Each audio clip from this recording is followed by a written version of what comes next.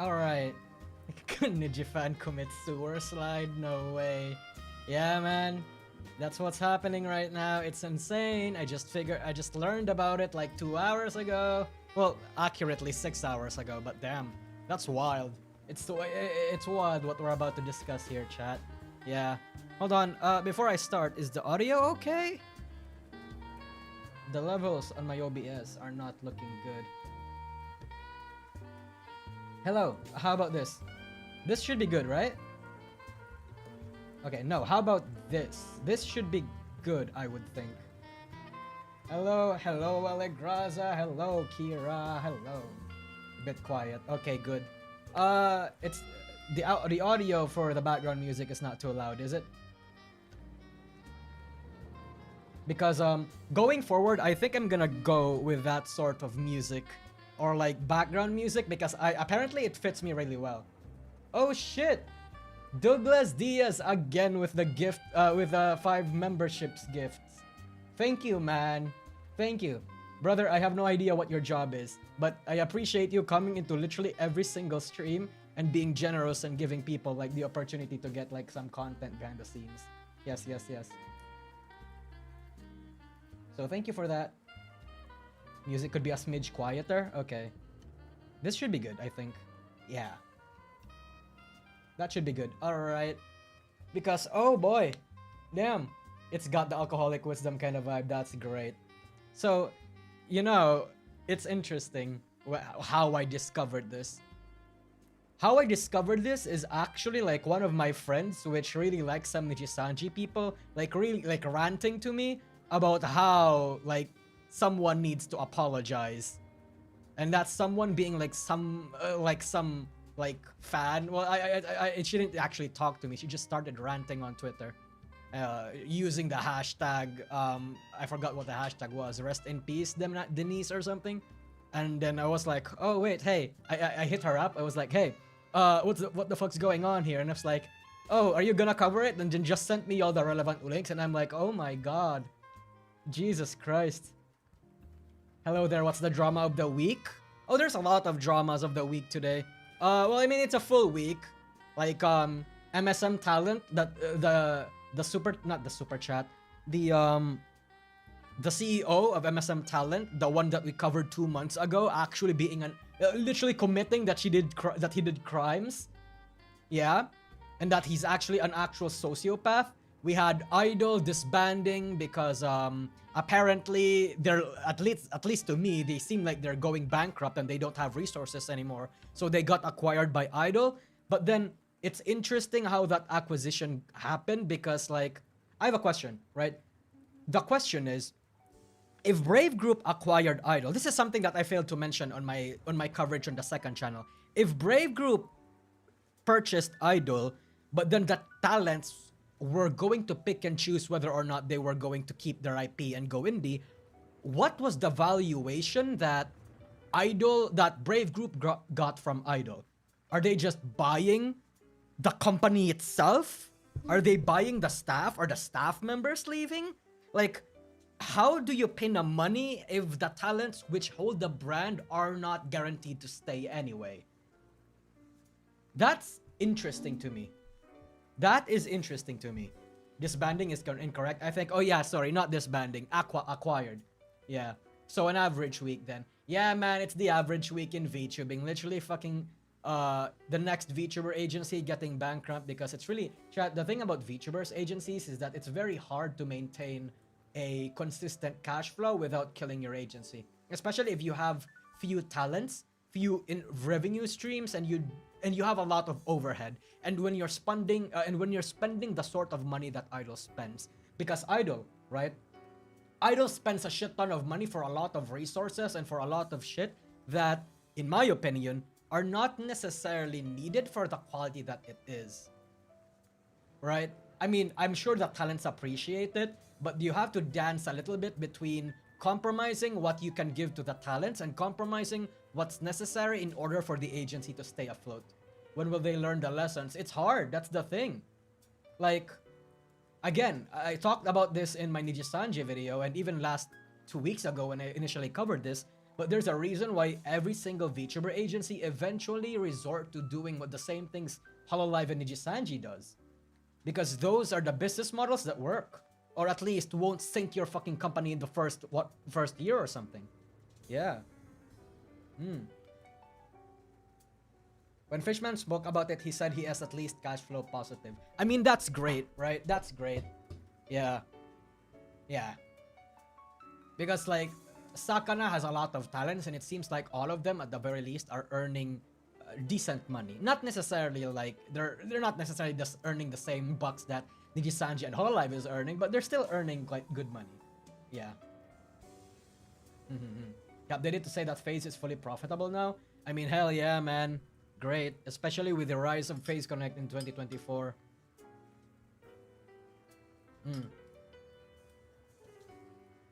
There are proven models that have survived the entire short history of VTubing. Yeah. In the entertainment and VTubing industry, you really have to compromise.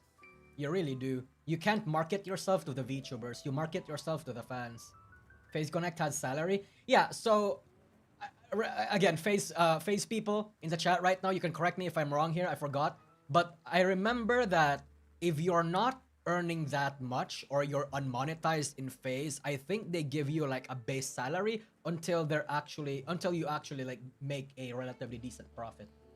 Would it be safe to say FaZe is number 4 in the market right now? In the English side of things, yeah, I would say so. I would say so. Rat, data idol collect for Brave's expansion, and maybe Penrose is locked into idol so she can't go indie. I mean, I don't know. I don't know about that. I think Rin is staying with idol as they're being acquired by Brave Group because Rin probably feels indebted to idol and can't see herself going anywhere, rather. Yeah. Maybe that's not the case, maybe not. I haven't seen her stream. This could be misinformation. I have no idea. That's my take as someone who hasn't watched her stream about it. I need to get a TLDR though. The Hey DN, any reaction to idol? Oh brother, I made an entire like full dedicated video on my second channel. Sagi V2. You should be able to find it. It's in my link. Yes. Ren is the kind of face. Yeah, Ren is basically the Gura to idol. Yeah. Idol is pretty much doing whatever it takes to keep Rin, honestly. And I feel like that's the smart thing to do. She said that her ideas about VTubing aligned with the CEO of Brave. Bro, it's interesting that she met with the CEO of Brave. I don't know if she means the actual CEO of Brave, like the Japanese CEO, or if the actual department head of the EN branch. I have no idea. Maybe that's what she means, but if that's the case, then why not? Why not? Yeah. Brave US. Okay, if it's Brave US, it makes a lot of sense. And it's going to be interesting how they're going to negotiate with Rin too. Because Rin is probably the biggest talent that they have in the EN side of things. Yeah. You got a model now? I will have a proper model probably in two weeks from now or something. I don't know the exact date yet. But it's coming.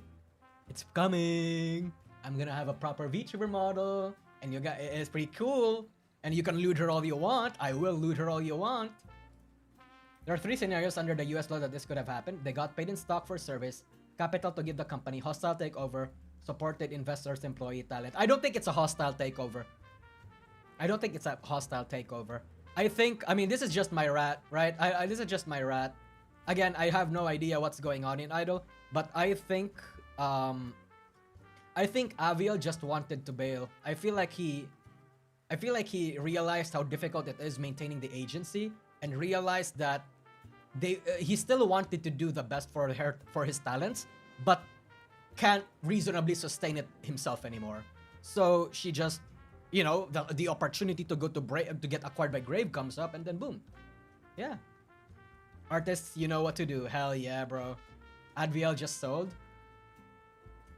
Yeah, I think that's it. I think he just ran out of money. I think it's a buyout. Yeah, Wato deal. It really does feel like a buyout. That's the thing. Like, I don't know if anybody wants to say that, but here I am saying it. I think it's a buyout. Did you see Shiori 3D? Yes. I did. I caught up to the Shiori 3D. I missed the live. Which is fucking insane. Yeah. Rain is 740k, pulling in 10 to 50k per vid though. Don't mean to number friend, but I don't think that's great if you're trying to get into the top 4 in EN. Yeah, the thing about Rin is that, and the thing about investors and all that sort of shit is that they don't necessarily care about CCV, they don't care about all these sorts of bah humbug gobbledygook, right? No, they care about subscribers, they care about numbers, and they care about money. If let's say a company manages to show investors the right amount of money, or the right numbers, and downplays the lower numbers while giving them the revenue that would, like, you know, add up to the numbers that they get, which is why I think the Donathon would be a huge proponent of, then I think a lot of investors would like fall for that, especially if the investors don't know jack shit what they're looking at. Yeah. Her merch was funny. I thought it was Alicia at first. Yeah, her merch is very funny. Nijisanji would never. No, Nijisanji is 100% doing that. Yeah. Nijisanji is 100% doing that. That's the thing.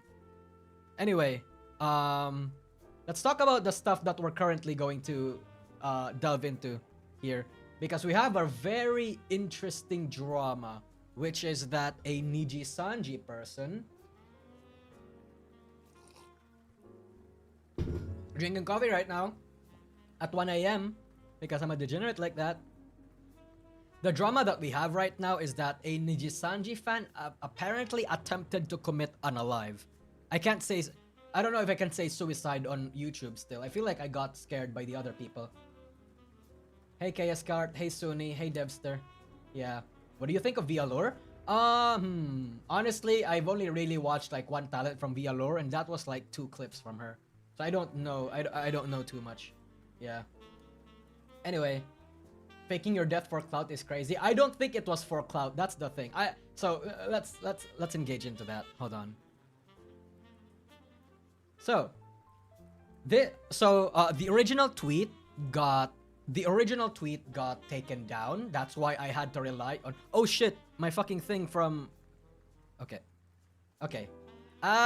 Stop it. Can it disappear? Okay, here we go. It disappeared. Anyway, yeah. Unalive sounds stupid. Hey man, I'm sorry. That's what everyone uses, and I feel like it's safer if I do that as well. Anyway, yeah. So, meet Denise Manami, which is essentially a Nijisanji fan. Most especially, I think he was a fan of Hex Haywire. Is it Nijisanji fan or Nijisanji member? It's a fan. And apparently, he's very, like, involved in the community. A lot of people know him. Her, I don't know her gender or her pronouns preferences, I don't know. But I'm just gonna call them, just to be safe, I'm gonna say them. Yeah, so, apparently they got into a bit of a flack or heat like a few days from now or something, where they're apparently getting harassed and bombarded a lot. Yeah. In any case, what happened then is that they got harassed, right? They got harassed.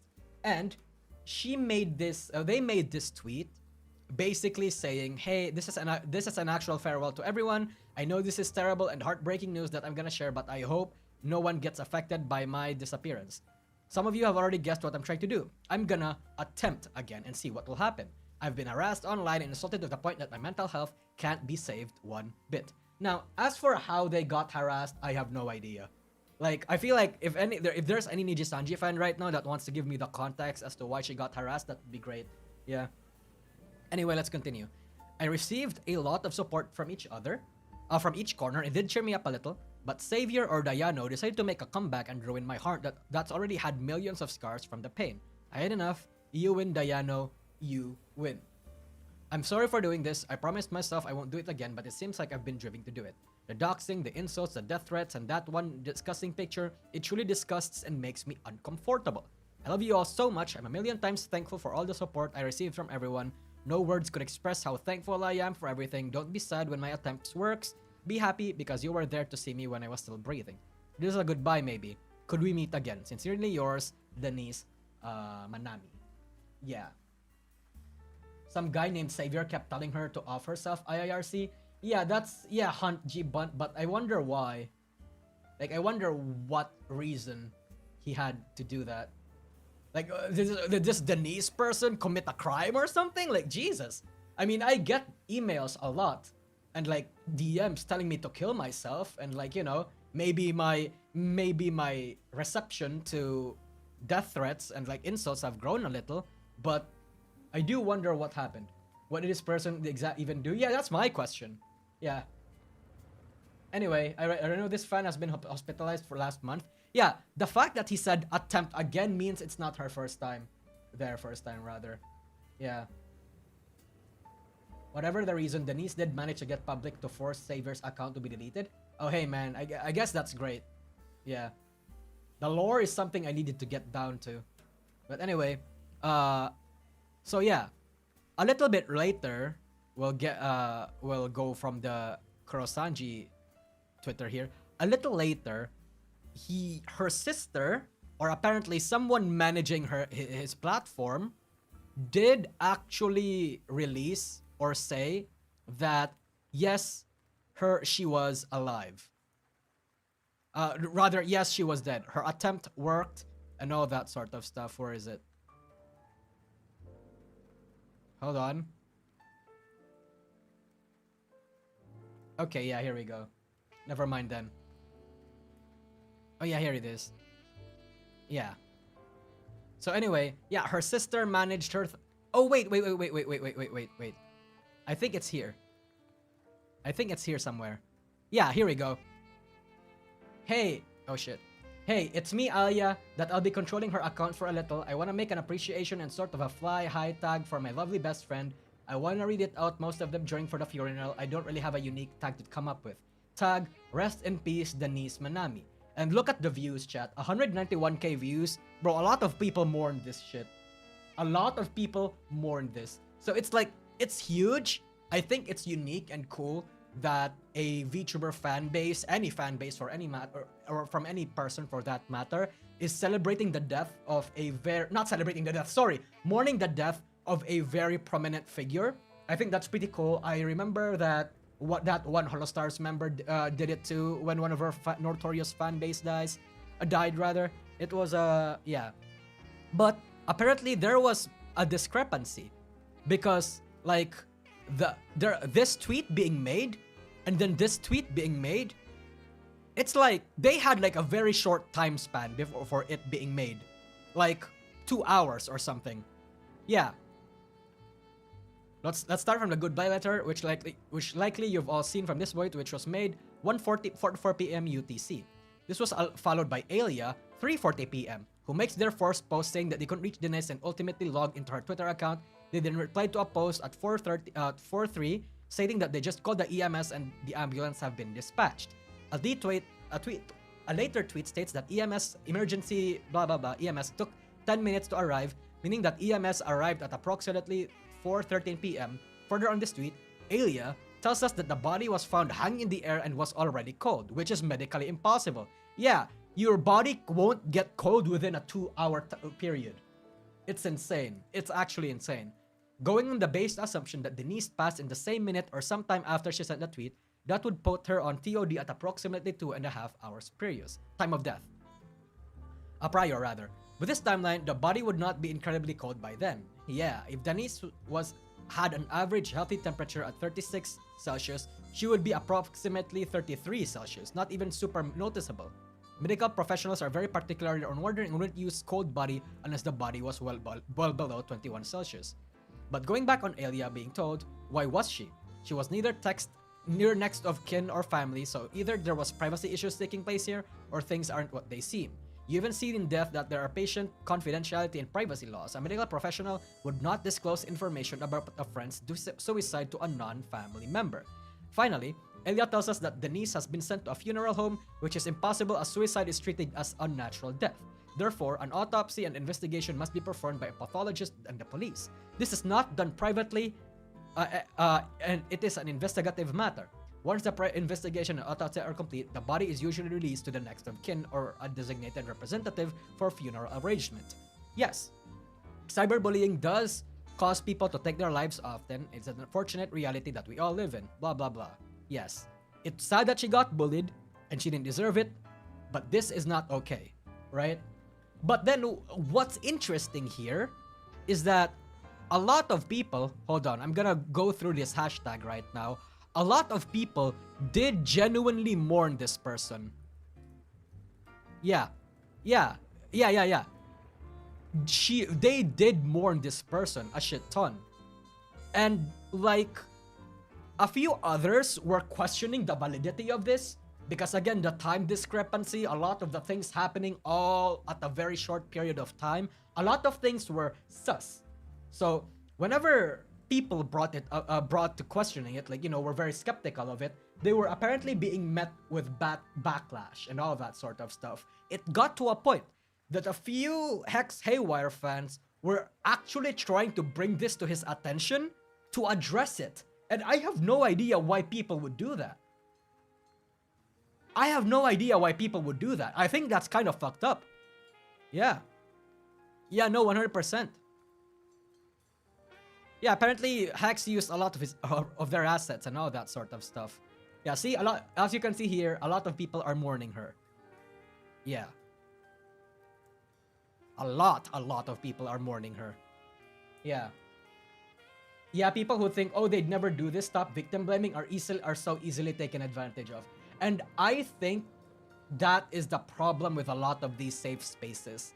You are never allowed to be critical. If you are, you get threats. Yeah. It doesn't just happen for the NIJISANJI fanbase. I think to a certain extent, it happens everywhere. Yeah. Quote mentality, that's why. No, I don't think that's quote mentality. I think that's just what happens when a fan base is generally soft-skinned and are and brand themselves as a safe space. That's just what happens, I think. Yeah. I think that's just what's happening. It's a given. Yeah, exactly. It's a given.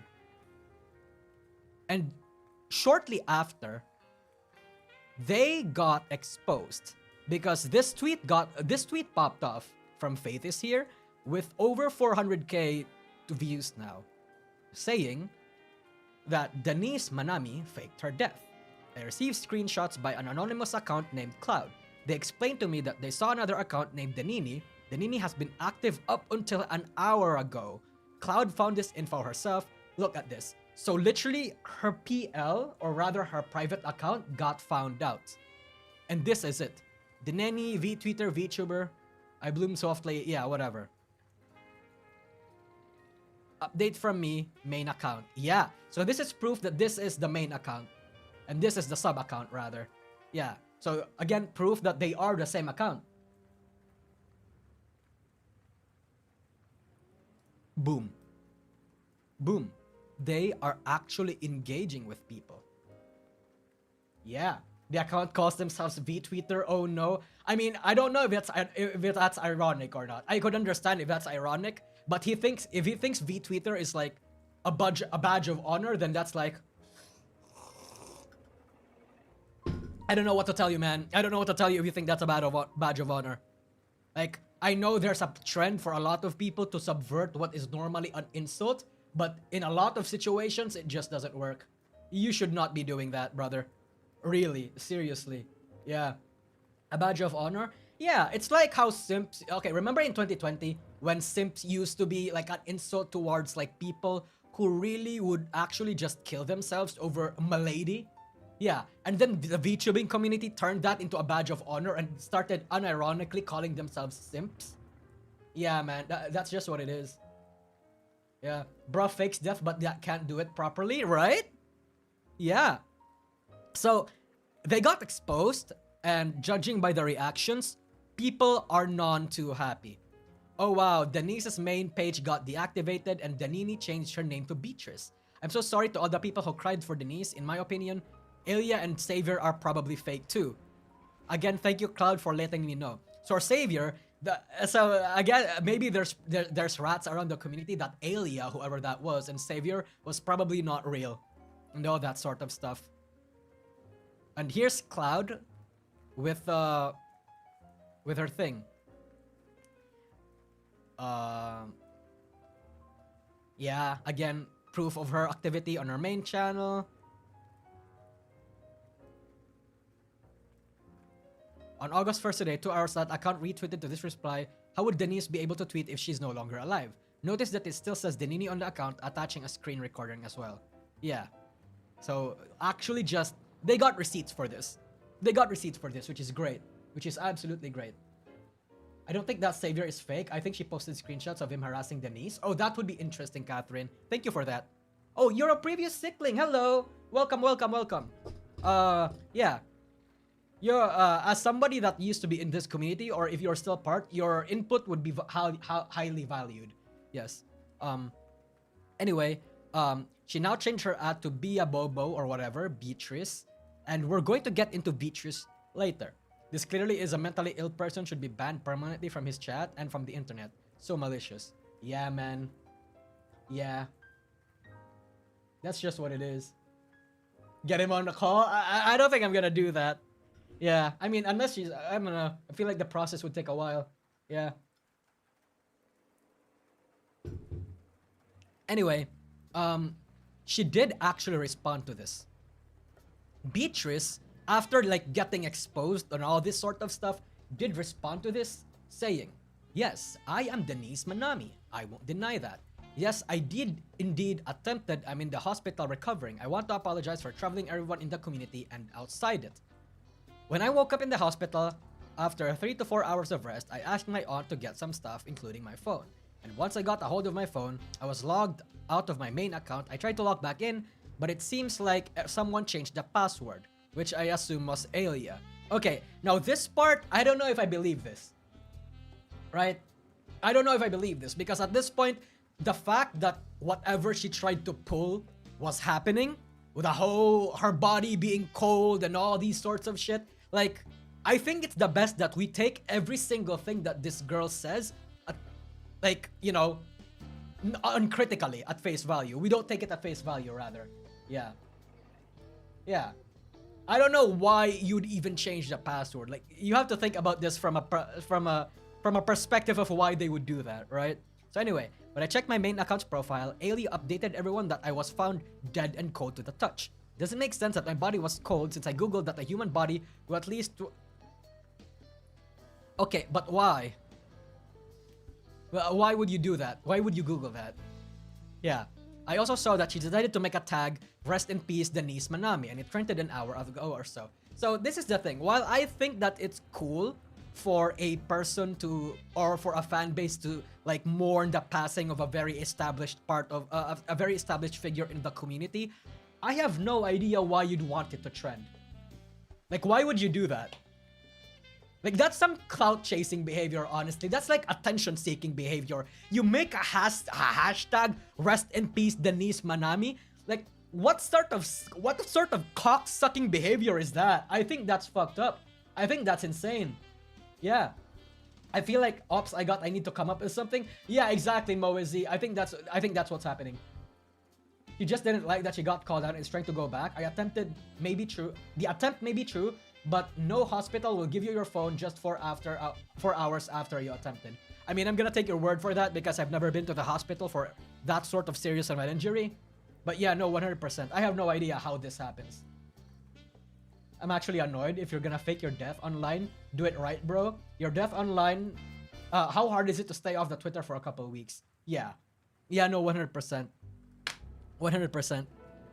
Anyway, now I did not get to defend myself after yesterday because my head hurt, my neck felt like it was broken, I felt too weak to look at the bright screen on my phone for much longer, so I called it a day on Twitter and turned my phone off. Now here's my question. I don't believe it's clout chasing because why would she want everyone to see her as dead? So are you familiar with the feeling or the phenomena where a lot of people want to commit suicide because they want people to feel bad for them? Like, that sort of thing exists. Like, for example, like, I think that sort of sentiment got popular after 13 Reasons Why got popular as well. Like revenge suicide or something. Yeah. A lot of people have that fantasy. I'm gonna be honest, I used to have that fantasy as well when I used to actually be suicidal. That's just what happens. Yeah. You're so angry at the world. You think everybody wronged you. You think you're not getting enough support, or you think Like, you know, all these sorts of negative thoughts that are consuming your head. You want to lash out? You want everybody to feel bad? You want the euphoria of everybody actually mourning and being important, you feeling so important now? So you just want to commit suicide. Not because you actually want to die, but because you want to feel that, like, sense of revenge. Yeah. Yeah. God, I hate that show. Oh yeah, no, I did either. Victim mentality. Yeah, it happens. It happens a lot. And here's my question as well. I feel like this is bullshit. Again, this is just my opinion. This is coming as someone that doesn't like, that has not, that don't know this person or her history. But I feel like if you woke up to the hospital, right? Even if I believe that you got given your phone 4 hours after, 4 hours after you attempted, why would you log into your Twitter and then not check what is going on your main account? Why would you not check, especially after you left such a heartfelt, very dangerous post? Because I feel like, because looking at what she said here, she said that don't be sad when my attempt works, be happy because you were there to see me when I was still breathing. So this is good, goodbye maybe, could we meet again? If your attempt did not work, if it was me, I would fucking want to tell people that, hey, I'm okay now, the attempt failed, this is my main account, I'm sorry this happened, I'm sorry for worrying everybody, please don't stop making this a big deal. Like, wouldn't you just do that? Like, wouldn't common human decency tell you to just update people that your attempt failed? Like, fortunately your attempt failed. And I think it's kind of fucked up that you decided to go through Twitter literally the moment you got your phone. It's insane, bro. It's insane. Again, I don't know this person. I don't actually know what their circumstances are behind the scenes. But now that she's proven herself to be capable of doing something like this, I think a lot of the things that she'll say going forward has to be like taken in with a lot of salt. Yeah. As someone that's been there at one point, this is absolutely disgusting. Hell yeah, man. Unless she enjoyed the reaction, we have no idea. Yeah. We have no idea. Because that's the difficult part about you know, sensitive topics whenever, especially when they involve this sort of stuff. Because like when it comes to situations like SA, actual harassment, suicides, and like all these sorts of stuff, people would find it insulting and insensitive if you question it. And I think that's what happened to a lot of people, because a lot of people in the NIJISANJI community also found it a little bit sus. You know, like, you know, the details did not line up, the timing did not line up, all these sorts of things being said in these particular timeline and in these particular ways were not adding up, and people being skeptical resulted into a lot of people being like all backlashy about it. Like, damn, it's insane. Yeah. Anyway, I noticed that Kairio even quoted the tweet, and I feel wrong for making people send him death threats to address the situation when I was too late to call out Alia and stop everyone from believing that I have died. Yeah. I feel actually gross if they tried to do this for attention. It's insane, bro. It's insane. Yeah. We can really only speculate why they did it, but it's insane. If this is actually Denise, I am happy you're alive, but please don't listen to slander online and hurt yourself. Words do hurt, but never inflict harm to yourself. Please don't listen to those negative thoughts in your mind. Your life is so much precious. And then she says, my life was never precious. So it's, we can honestly just immediately say that she's not in the best headspace right now. She is not mentally ready to be in the internet. Then why are you in the internet? Why are you in the internet? Where's your family? Damn. No, you can't just change your username, get off the internet permanently, delete that account and this account, you have no accountability. And facts. These are facts. These are facts. Bro, chat, here's the thing. Here's the thing about people like this, right? In my opinion, again, this is just my opinion, you can hate on me whenever you want. People that are as mentally unhinged and mentally weak, skin soft like this, I don't think that they should be bullied, but they need to get more than slapped on the wrist for this. People need to stop coddling this sort of behavior. People need to stop like, oh boy, you know, oh, you dear precious, oh my dear precious, you're like, you know, all these sorts of, no, fucking tell her to get off the internet. Tell her she's a piece of shit for like inadvertently fucking getting Hex a shit ton of death threats for all this sort of shit. Like, no, stop coddling these people. Don't spoil these people. Stop enabling these goddamn behavior. Because if you coddle this sort of behavior, you're enabling mental illness. Sometimes the harsh decision is the best decision. Because the truth of the matter is, there are people who get off to being seen as mentally ill. There are a lot of people that want to be victimized, that want to be in a shitty situation, and because it feels good.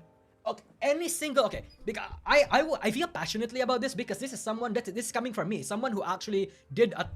This is going to be a little bit cold, but not really, not cold. It's a little bit personal, a little bit like dark, but not really anymore. I want you guys to know that I don't feel this way. But I'm getting insulted by this because this is someone who did attempt at one point and semi-regularly still get like those sorts of thoughts, right? You need to get off the internet when shit like this happens. You really do. When shit like this happens, no man, sometimes you need to get told that you're a piece of shit. That you can't, not necessarily a piece of shit, but like this needs to stop happening. You need to you need to be told off. Because this sort of behavior affects everyone around you, right? You think suicide affects you, suicide is the end all be all? No man, it really only shares, spreads the negativity. It sucks. It really sucks. Therapist? No. Okay, so here's the thing. I don't know where she is, but if she's in America, she's probably gonna die. Like, her financials are probably gonna be fucked up getting a therapist. But if you can't afford a therapist, right, just get off the internet. Right? I feel like you have to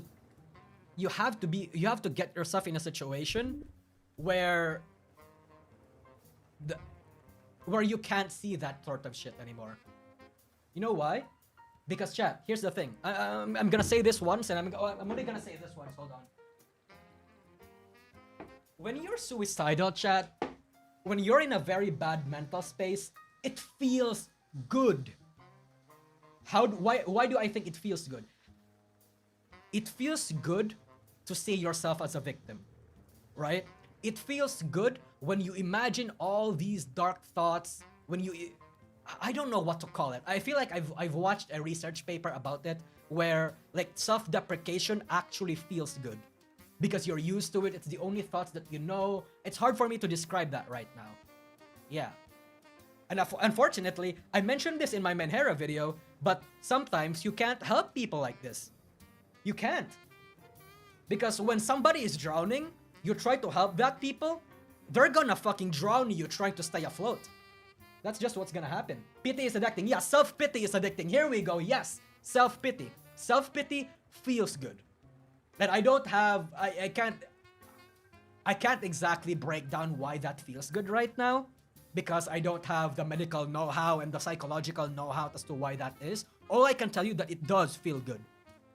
It feels good to look at yourself as a very pathetic creature. It really does. I tried dated a BPD and I got tired of suicide, baiting, and drama. And yeah, that's insane. At that point, that's no longer your responsibility. Hex does not have the this girl's life is not in Hex's responsibility. It's not in the Sixling's responsibility. It's no one's responsibility. It's her own. She needs to do whatever it takes. I was in that phase and I cringed bad looking. Same, Catherine. Same. Self-deprecation feels like the only thing that feels consistently true for a person who has no self-esteem. Exactly. Yeah, exactly. Yeah. You need help, therapy, pray. Okay, so this is true. Sometimes when you have therapy, you can turn to God. You can turn to God. Because the reason, okay, I'm not saying this as like a religious freak, like, but the reason why religion became so good in places where, in a hopeless place, is because religion makes it so that all the responsibility is given to a higher being. Like, I think that's one of the pros of religion. Like, it's called cosmic bliss, where it feels good to let go, right? To just find God, trust in him, and like, you know, just do things. Like, find a purpose. Of course, I'm not saying that should be what she should do, but I think that's an option. There's a reason why a lot of like poor places, especially like in Africa or even in the Southeast Asia, they're very religious. Is because when you're poor, you have no one to turn to. Yeah. Religion definitely helps suicidal. Chat, I know so many people who actually did get saved because they turned to God. Right? We can shit all we want about religion, but I think religion is not an ultimately bad thing. I think like everything has a pro and a con, and I think that's one of religion's pros. Yeah. A coping mechanism, purpose, somebody to alleviate your burden. And they say that a lot. A lot of religious people know that. That's why, like, unironically, it's annoying when a lot of religious people tell you to turn to God whenever you're in a hopeless situation. But that's because oftentimes the people that tell you that advice have also did it and it worked for them. Of course, again, that advice is not applicable for everybody, but I think sometimes when you really don't have anybody to turn to, it's an option. Does it help, or is it just a crush or an excuse? To a certain extent, it's an excuse, it's a coping mechanism, but if it means that person's mental health be improving while you're in the religion, then I think ultimately that's a good thing. I'm more of a results-based person, chat. Yeah, I'm more of a results-based person. If the results of a certain act ultimately results to a good outcome and nobody is getting harmed, in fact, the person is benefiting from it, then you know what? Yeah, why not? Right? Why not? You want forgiveness, get religion. Yeah, man. Anyway, so they mentioned Kyrio. Who is Kyrio, you might ask? And that's basically Hex Haywire's PL. Yeah, so this is the whole faking her death thing. And then Hex's PL said, I received death threats and stalking threats demanding I speak up about this while I lie in bed rife with a fever. Yeah, he made a tweet the other day where he was basically sick. Please understand, I cannot defend nor comment on every little thing you want me to. As someone who is a huge proponent of mental health, it hurts that people have blamed me for things completely out of my hands. Mental health is so incredibly important, and that is not something to be used as a tool to get what you want. Please take care of yourselves. Which I think is valid. Yeah. Oh shit, Denise is alive. Denise is alive. Yes, yes, yes. So, like, yeah. The big man himself had to come in here. Oh, hey, hydration check, guys. My brain hurts from all of this. Yeah, man. Yeah. But he kinda enabled them, though. So here's the thing. I actually, like, I saw a lot of... excuse me, hold on. Let me drink some water. I saw a lot of people in Twitter saying that he enabled this behavior. And honestly, chat, I can't really say for sure. The reason why is that I don't know and watch too much of Hex Haywire to really make a conclusive answer or an actual real opinion. I mean, yeah, I could ride the wave and like say that, yeah, you're enabling this behavior because you tell people to, you know, literally donate to you money to like vent about their mental problems. You inspired and created this sort of fan base, Hex, and now that you're reaping the rewards, you're complaining about it. I mean, yeah, I saw a lot of people say that, but again, because I don't know too much about Hex, I can't really say for sure. I'm not saying this as like a fence-sitting thing. It's just that it's very weird for me to say that. Yeah. You don't see this in Holo. They're the parasocial idol company. Yeah, I've never seen this in Holo Live. At least I don't think so. For me, it's still Hex's fault for not trying to fix his fan base. I don't think Hex mailed this person some rope with instructions on how to commit. This isn't on Hex. I think the reason why people say that this is on Hex is because he sold himself as that Vtuber therapist, that male Vtuber therapist a while back. I don't know if he actually took steps to mitigate that sort of behavior. I know Vox has. I don't know about Hex, but so I can't really say for sure. Maybe if there's like tweets that actually have a sort of behavior that can sway my opinion, I'd like to have it, chat. But yeah. Isn't his whole shtick being a counselor for people taking about issues? Yeah, but that doesn't mean that Hex is responsible for actually getting this guy to fake being unaliving themselves. I think I don't know if this not ideology. I don't know if this parallel or this example works. You know how, let's say Moist Critical. Let's say Moist Critical or Ludwig, chat. You know how Charlie and Ludwig, they make a shit ton of drama videos about like what's going on in the Twitch side of things, right? So, oh shit, Rayman, thank you for the $5 super chat. I haven't seen the most dedicated Russia fan do this sort of stuff. Yeah, no, 100%. Thank you for the super chat, bro. Yeah, but back to what I was saying. You know how Ludwig or Moist Critical Charlie makes a lot of drama videos, and they form this fan base. They also encourage people to like link them like the most obscure drama or like tell them about what's going on like online, especially on their side of the entertainment industry. So they form this fan base of wanting to get updated on drama all the time, right? So if they don't cover drama, a lot of people harass and tell Charlie to go, hey, why are you not covering this drama? Are you like are you experiencing favoritism? Like, do you have like some sort of in with this person that you're not covering them drama? Oh my fucking god, you fucking insane. I feel like that's a similar thing that's going on here. What do you think? What do you think? I'd like to hear your opinions, chat. This guy's primarily a streamer news. You're more likely to find clips of Hex supporting parasocialness. Yeah, but just because, like, here's the thing. Just because a VTuber encourages parasociality, means that they deserve shit like this. I mean, yeah, we can... Here's the thing. Yeah, sure. Hex cultivating a fan base that has a lot of mentally ill people is like the same thing as Yuko attracting a lot of mentally ill rich males, right? I think it's the same thing. So when Yuko eventually got like, you know, got ass blasted by a lot of the people that she used to have, and then Hex Haywire is also getting ass blasted for this shit happening to him. To a certain degree, I agree with you that you know, you cultivate mentally ill community, you also experience a lot of mental illness, right? But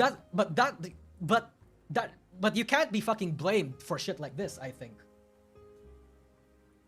you can't be. I think you can't be blamed for shit like this. No.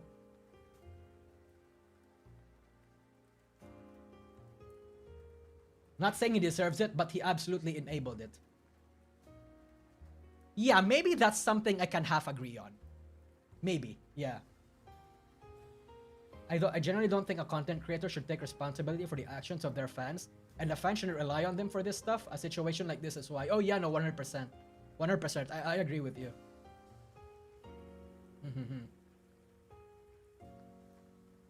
I don't think it's a Hex or any streamers for that matter's responsibility to care for each individual fan's health. Oh yeah, and I agree. And Hex even like makes that a whole point on his tweet. Oh shit, sorry. Yeah, yeah. Please understand, I cannot defend nor comment on every little thing you want me to do. Yeah, and I agree. I agree. Yeah. So I think that's where I stand. He enabled this debate. Maybe he enabled this behavior. he enabled the mental illness, but he doesn't. I don't think he deserves the flack for, like, you know, having shit like this happen in his community. I think it's unfair. Yeah. Wait, is it ethical for a therapist to need another therapist? I mean, therapists are probably one of the most... I think therapists also need their own therapists, honestly. If you're a therapist, I imagine you're a very emotional, very open-minded, very empathetic person. Empathic person. And you hear that shit like 24/7. You hear the most darkest shit ever 24/7. I think that's gotta take a toll on your health, mental health. Never forget when a fan cut Hex's name into her arm. Oh yeah, no man, that's 100% a mental illness. I think that's fucked up. Again, I think to a certain extent he did enable it. Yeah.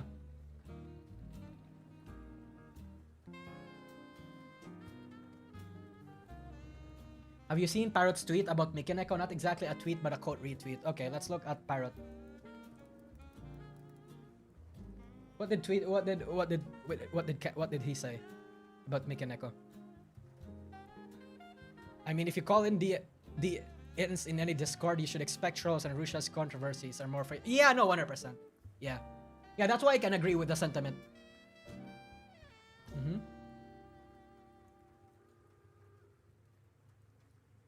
So yeah, that's where we're at right now, chat. It's insane.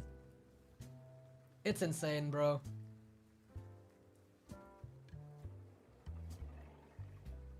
Hold on. Where is... Wait. Where's her tweet about this? Oh, Biabu, here we go. Biabu.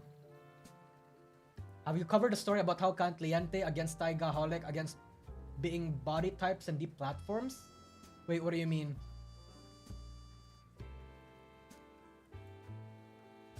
She's just a narcissistic person, I guess. No, I think she's just very, very mentally ill and she needs to get off the internet.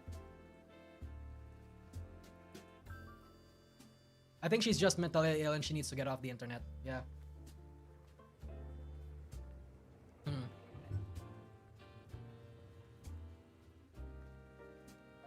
Yeah. So it seems like a lot of people in the NIJISANJI community got like a lot of flack for it. Oh, not sorry. We're actually throwing shit on her for it. And you know what? Deservedly so. I think people... I don't know if the Xavier stuff is actually true, but this is not the way. And I think she needed to... I think she needed this sort of backlash for her to initiate her character development arc if she intends to have one. Why would she need to get off when she's right at home with every mentally sick Niji fan in the Sicklings? Yeah, you're making a good point there.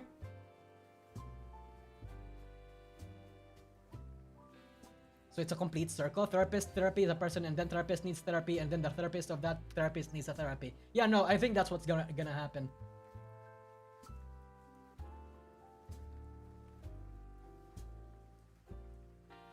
So yeah, that's the whole thing in this drama. It's insane. It really is. Let's see. I want to see what else did this guy tweet about. Taking advice from everyone, I'll be seeking therapy and leaving social... Oh, that's great. For a while, I'm very sorry for troubling everyone and being a psychopath. For now, I'll be taking my leave and acknowledge the mistakes that I've made. This is my farewell. I hope we do not meet again so that I won't trouble anyone else no more. She's still playing the pity card. No, man. Why? This last phrase is not necessary. Just stop it. I think if there are any other people like this in Hex Haywire's fans, they should just stop it.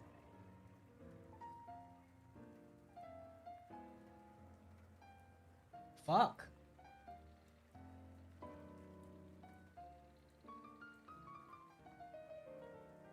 It's insane too, bro. It's insane too. Taking advice from everyone, you're only going to seek therapy now that you're being bombarded online. You never like had the initiative to seek therapy when you were having like suicidal thoughts. That's insane, brother. That's like absolute clout chasing behavior. That's absolutely goddamn insane. She's actually mentally ill. Yeah. It's mentally ill. It's mental illness. Fuck. This is the same. Oh my god. This is probably a minor. Is it a minor? Chat, is there any sickling in the chat right now that can confirm that this is a minor?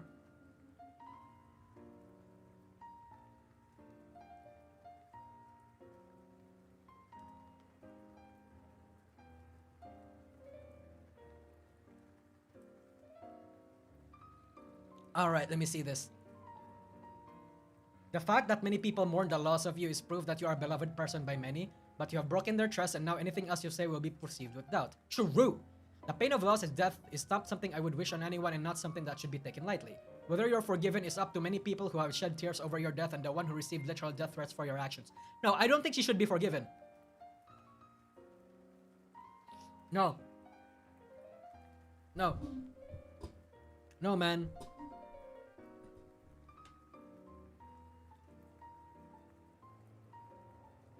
She should forgive herself. She should not be forgiven by the community, and she should not be back here, but she needs to forgive herself. I believe in second chances, but other people don't. And you shouldn't expect other people to as well. I believe that this is an outrageous thing to lie about, but that don't mean that I wish the worst for you. Yeah, no, what? Wow, this was an outrageous thing to lie about is insane. That's understatement. I'm glad that you're alive, take care of yourself and seek help, but never ever do this again. Yeah, actually, no, not never do this again. Never get off the internet ever again. Give yourself 5 weeks, 5 years.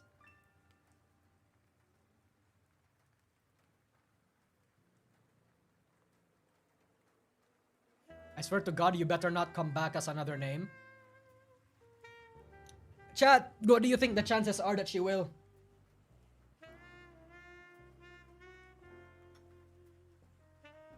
You earn your second chances, you're not entitled to it? True! Facts, speak your facts, brother. Yeah, no, 100%.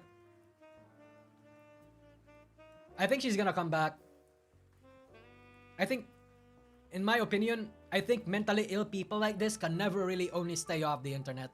I think this is a moment made because emotions are running high, but she's gonna be back. I'm gonna estimate like 3 months or something. At least 99%. 99.9 even, I would say. Again, chat, when you're mentally ill, when you're a chronically online mentally ill person like this, you will never be able to get off the internet. This person is gonna make another Twitter account. I don't know, I'm not necessarily sure whether or not she's going to come back in the community ever again.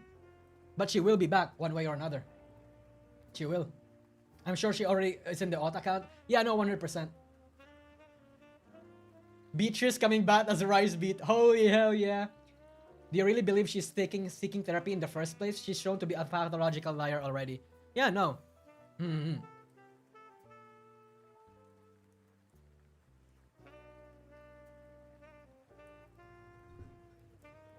Yeah.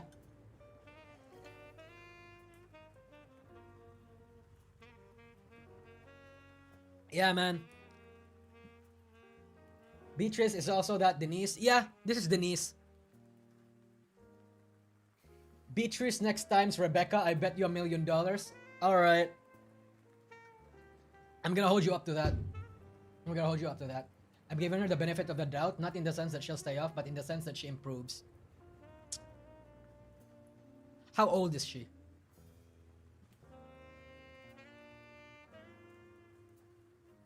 It's probably, yeah. No way that's Denise. It is Denise, yeah. If you're new, I just talked about this for like 30 minutes. Yeah. Yes, this is Denise. I want to see the quote retweets. What's the quote retweets looking like?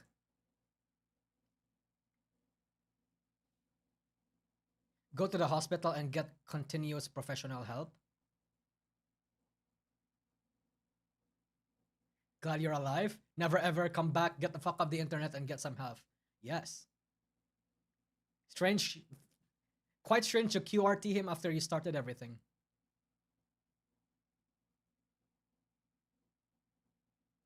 Yeah, this is basically fucking...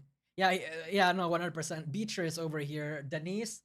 pulled a 13th reasons, like he surrendered to the 13th reasons why fantasy. The 13th reasons why fantasy. He did. She clearly has no idea how actual suicidal people think, how the relatives react, and she can't be older than 15. I mean, it depends because sometimes when you're suicidal, you kind of just stop thinking about what everyone thinks and you just do it, you know? Yeah.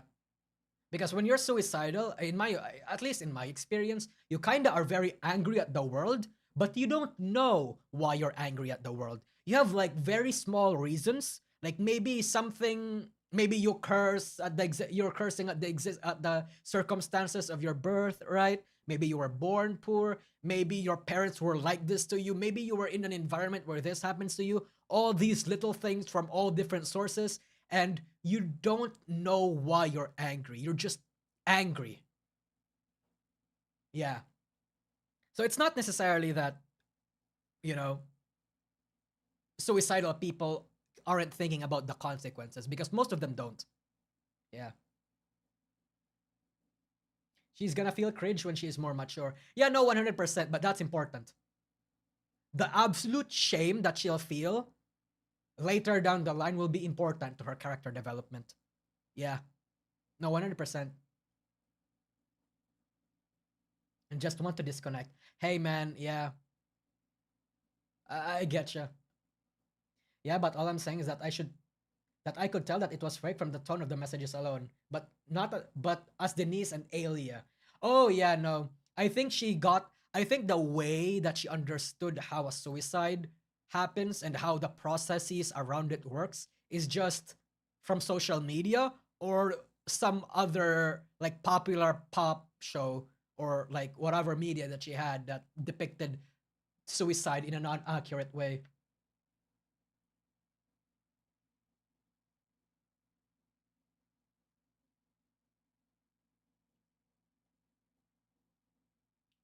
Chat. It's danger. I think me. This is how I experienced it. It's dangerous when actual suicidal people are blissful. When suicidal people suddenly become happy, suddenly are functional again, suddenly are more content, suddenly feel like they want to do stuff again. I think that's when it becomes dangerous. I reached that point. I reached that part at one point, chat. I really did because I think when people experience that, um, it's when a suicidal person have reached her or their limit, and they just stop thinking about the consequences and stop asking for help subconsciously. Because when a suicidal person is lashing out, they're like they're venting, they're ranting, they're doing all these sorts of shit, right? Those are in some shape or form a call for help.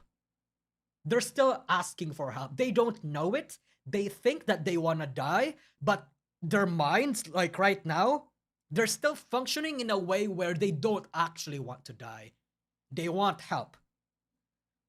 But when a person stops asking for help, is when they start caring.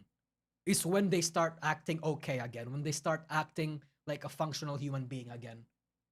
That's what happened to me. At a certain point, I did experience that.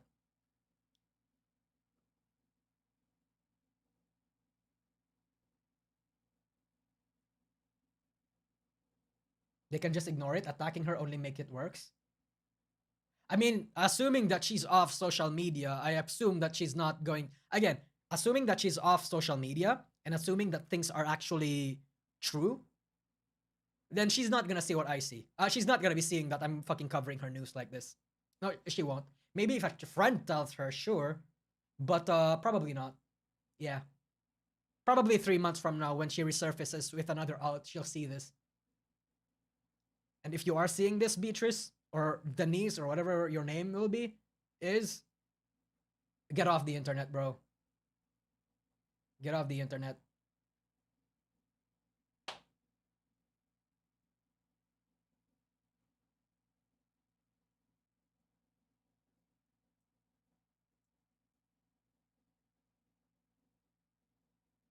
Anyway, Yeah, that's the fake suicide situation for you. And again, chat, if some people right now in the chat are remotely experiencing something like this, yeah, no, your waifu therapist, we meme about how like VTubers are a substitute for an actual therapist, but your waifu therapists, your male VTuber therapists cooing you and telling you that you're gonna be fine, um, maybe don't, right? Maybe don't. Spend that super chat money on somewhere else that's actually more productive, like therapy if you have one, or I don't know, whatever options available to you.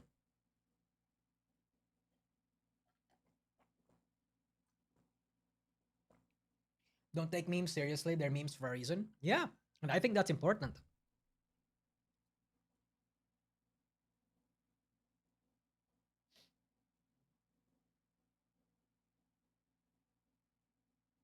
Sudden activity or generosity is generally a sign of a plan being put in place and final preparations are being made. I see. Yeah, I saw a lot of cases that are like that. Lots of hot takes tonight. Oh boy. What hot take did I say? I think everything that I said isn't a hot take. I think they're normal. I think they're very normal, healthy opinions that you should have if you're a relatively good, functional human being. Yes. A lot of them may be a little bit sensitive and dark, but that's a personal opinion, you know?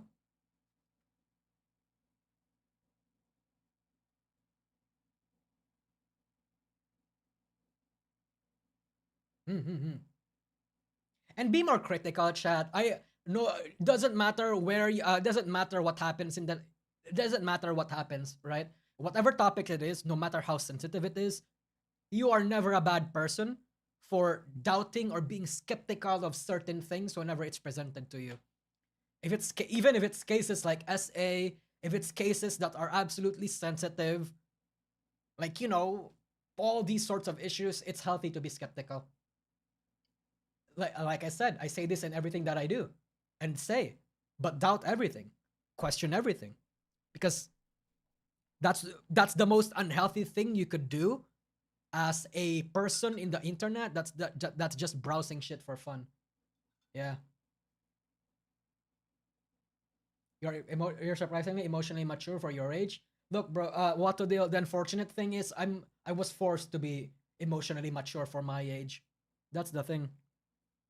Unlike a lot of these minors online, where they're like, they had the privilege of being coddled, they had the privilege of having somebody to turn to, and all these sort of shit, of having healthy events, having money to go to therapy. No, man.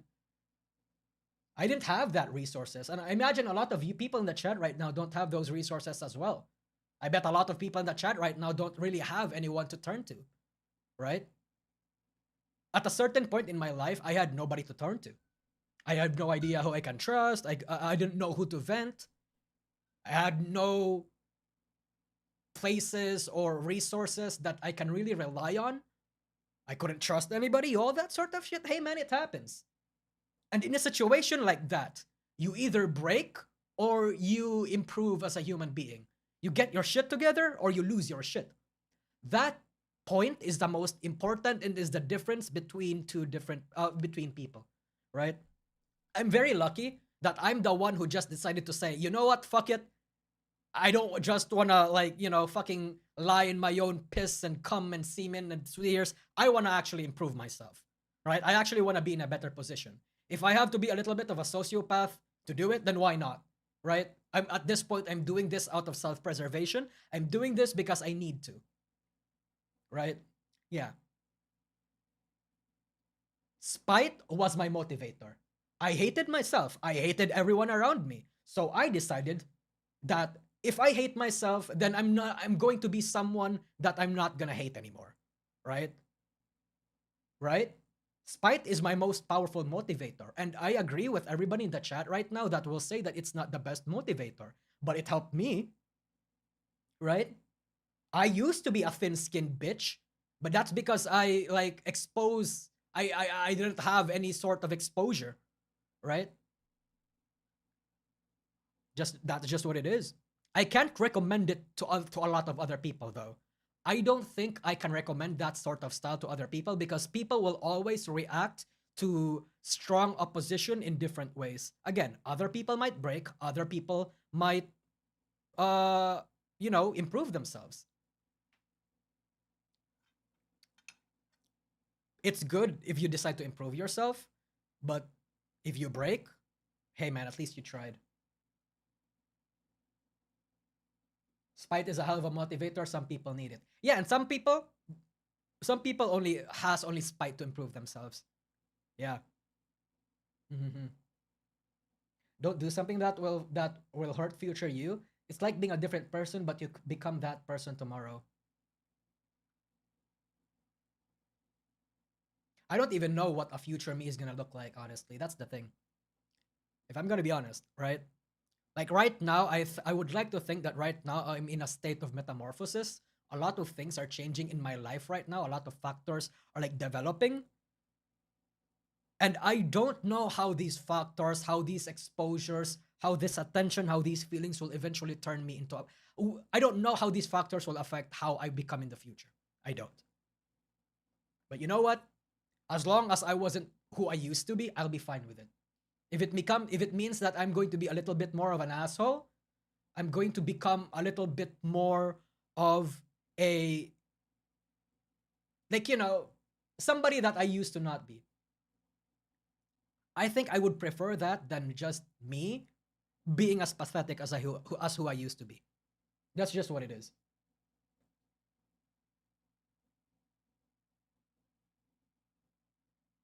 Remember, chat? This is the same guy who had his chuny edgy phase in high school, thinking that bringing the girls. Yeah, man. Yeah, 100%.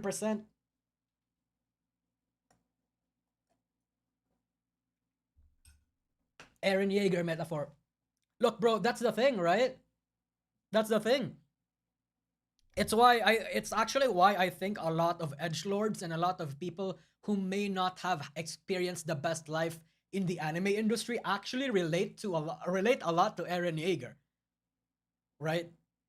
Eren Yeager, he wasn't necessarily like pathetic, but everybody can relate or at least wants to make that transition where they used to be like this ultra pathetic person into making hard decisions. Come high or high water, I will not be who I used to be. I will do what needs to be done, right? I think people want to have that experience and will relate to that if people have experienced it already. Yeah.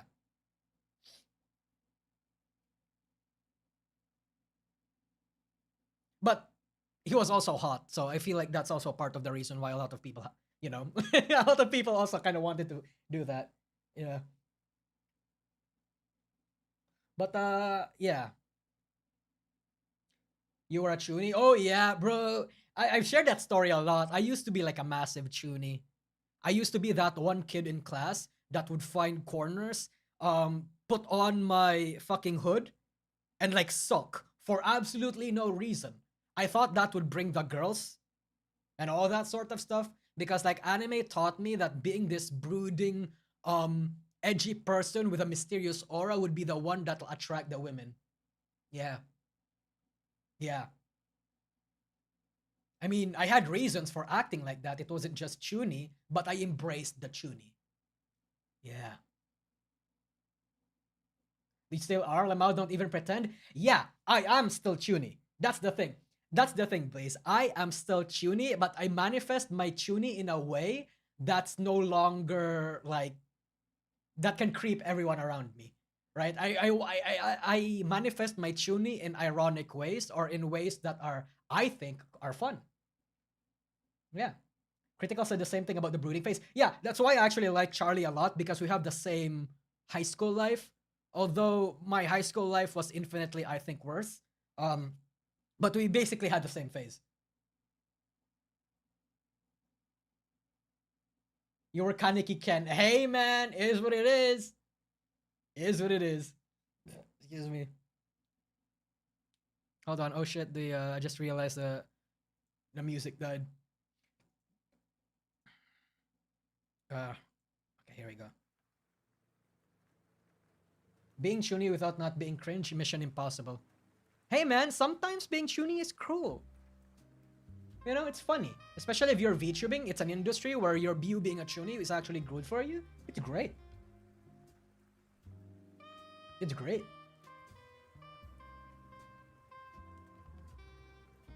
Anyway, yeah, that's the whole NIJISANJI situation. NIJISANJI fan situation. How many people are in the chat right now? I'm not used to like chat being like this fast. I mean, it used to be faster at the peak of the NIJISANJI drama, but 400, okay, 400 people in the chat right now. Okay.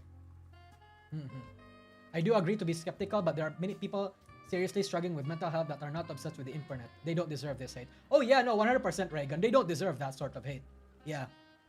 It's the people that use and weaponize their mental illness that I think deserves a lot of pushback. 100%. I agree with that. I don't know if I'm conveying a lot of my ideas and a lot of my opinions wrong, but you know, it's live streaming and I'm ESL. I feel like I have the pass. Teehee. Anyway, yeah. Moving on to the next situation, I guess. Hold on. Water break.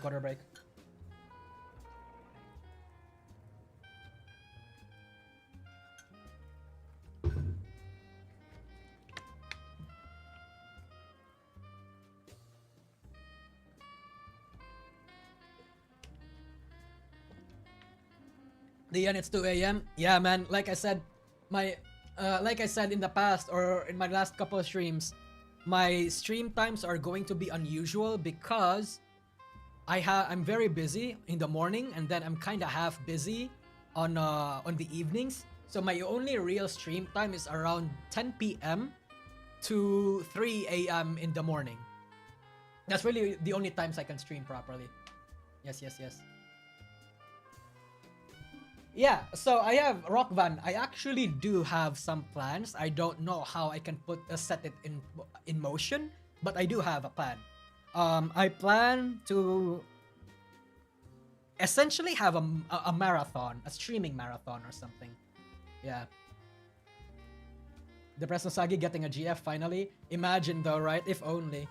Oh, yeah. And speaking of GF, chat, I thought really back when I was in that phase, right? When I used to be like really sad, I thought finding a girlfriend would actually fix all my problems. I really wanted a girlfriend because I wanted somebody that could fix my problems. I never had one. I still don't have one. But I feel like if I was in a relationship, I did manage to find a girlfriend at that age, brother, I would feel bad for her. I would probably traumatize that girl, bro. And if I was, let's say, weaponizing my mental illness as I was to her, bro, I would probably go. I would not like to think about it, but I can imagine an alternate timeline where Nusagi was threatening Unalive to like to get my girlfriend to do what I want. Yeah, man. Hey, Reams. Welcome to the chat. You chose your right decision to fix yourself first. Oh yeah, no. Yeah. You know how I got... Okay, actually, you know what? I'm not saying that this is a good thing or that this is like the end all be all for people to want to like find that sort of help or realize this shit. Like a couple of years ago, not a couple of years, yeah, a couple of years ago. I actually got all these resources from Dr. K. I always, I like Dr. K's work. It was pretty much the one that really made me like think about these sorts of things more thoroughly. But I recognize that it's one thing to talk about your issues and then one thing to act on it. I'm just one of the lucky few that decided to act on it and was able to act on it. And I feel like part of the reason why I was able to act on it was because of the YouTube channel. Was because of this YouTube channel, rather. Because when I got the resources that I had, when I started the Presnosagi and I was finally able to find my own community, that was really when I started getting a little bit better and started really getting to, I suppose, fix myself and recognize my issues. So when the stuff that happened in 2022 happened, like me getting cancelled on, it sunk my mental back to where it used to be, probably even worse.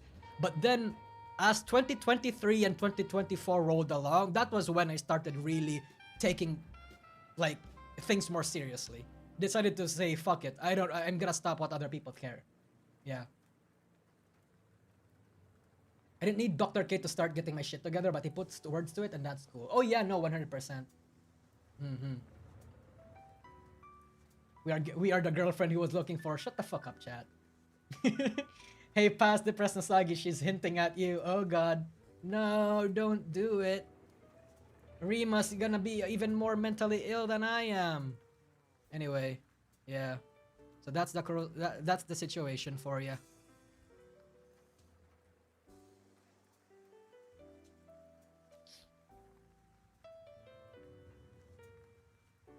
Anyway.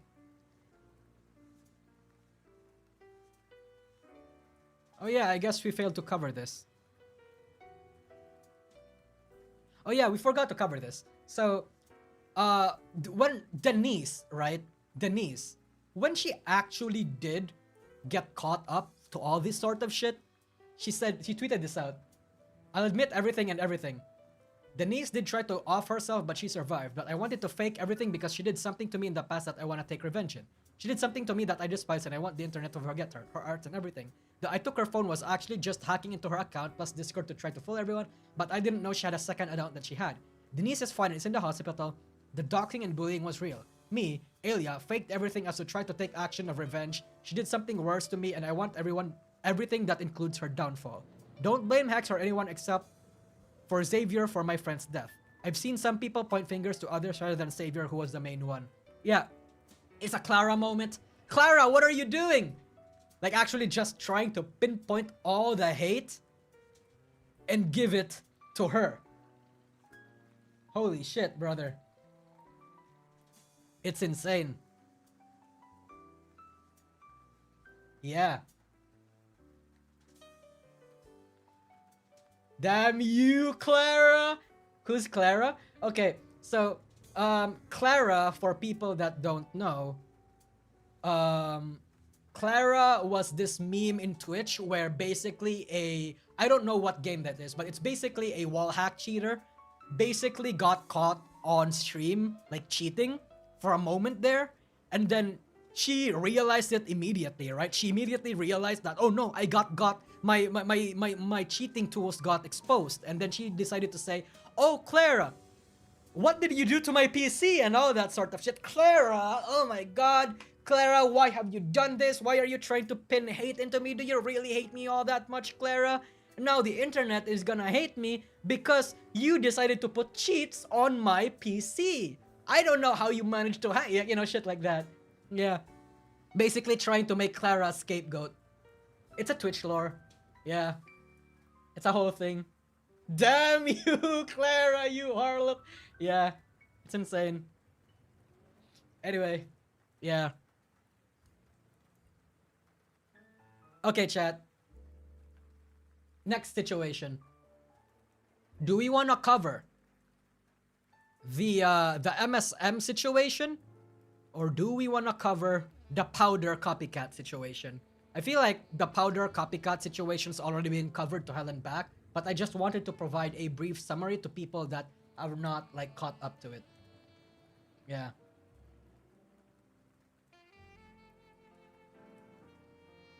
Isn't MSM still developing? Well, no longer, because they're getting fucking they're getting nuked. They're self-imploding right now. Yeah. Poll it? Okay, I think I'm gonna poll it. Start a poll. MSM or Powdur Copycat?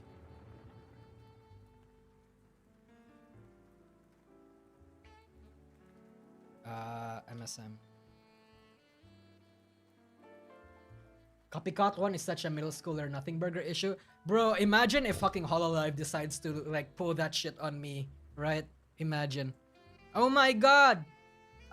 You copied Omega Alpha and stole our Nusagi design. How dare you? Yeah, that's just what's gonna happen, I think. Hopefully not, but You know, teehee. Teehee. Yeah. Also, I need to stream. Chat, what's like a good streaming schedule? A streaming time? OMG, you copied Omega Alpha? Not necessarily. I took heavy inspiration though. I took the whole not iridescent hair bit.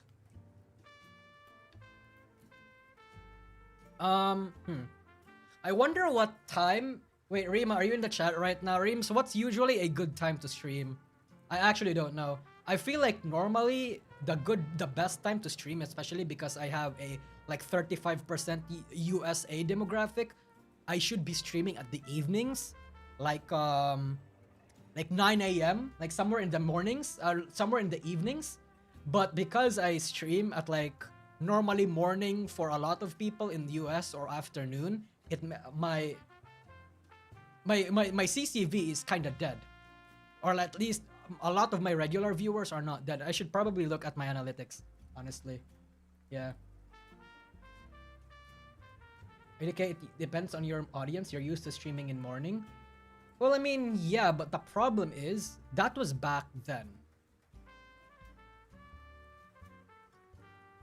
I feel like a lot. I looked because I looked at my analytics. I looked at my analytics and I had the people look at it. They said that when I stream, I usually get. I got person to look at it and analyze it. They said that when I stream at the evenings for NA people, that's normally when I get the most viewers. And that's surprising to me. But at the same time, I'm not normally available on the evenings in NA because that's morning for me and I have work at that time. So it's unfortunate. Yeah. I'm AU regular, so I don't count. No, you count. Yeah. Check your time zone. 2 a.m. PST is too much. Yeah.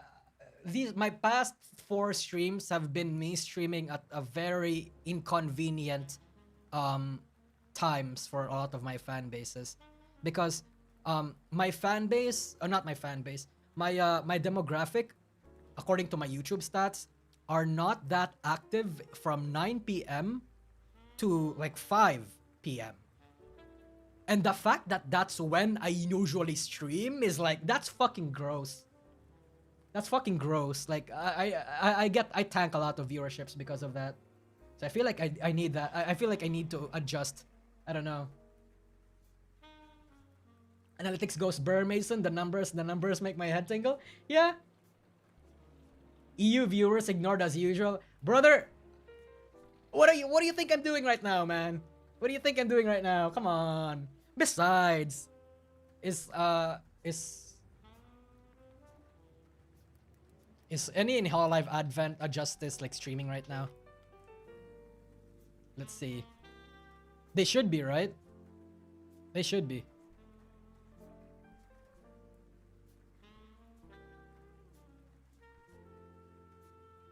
View all. Okay. Let's see who's live. Okay, nobody's live. Okay, buddy. Okay. A few hours ago? Okay.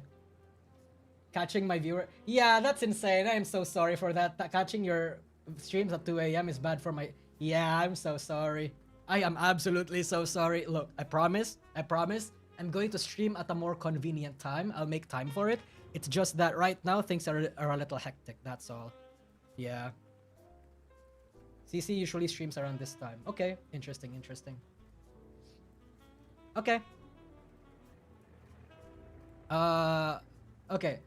Poll winner is MSM. Okay, we'll watch the MSM stuff because apparently it's wild. I saw a little snippet of it, and apparently it's very fucking wild. Hold on. Nah, embrace your EU streamer status like Sayu. Bro, Sayu's addicted to streaming. I mean, I'm getting there, but I'm not yet there, you know? Yeah.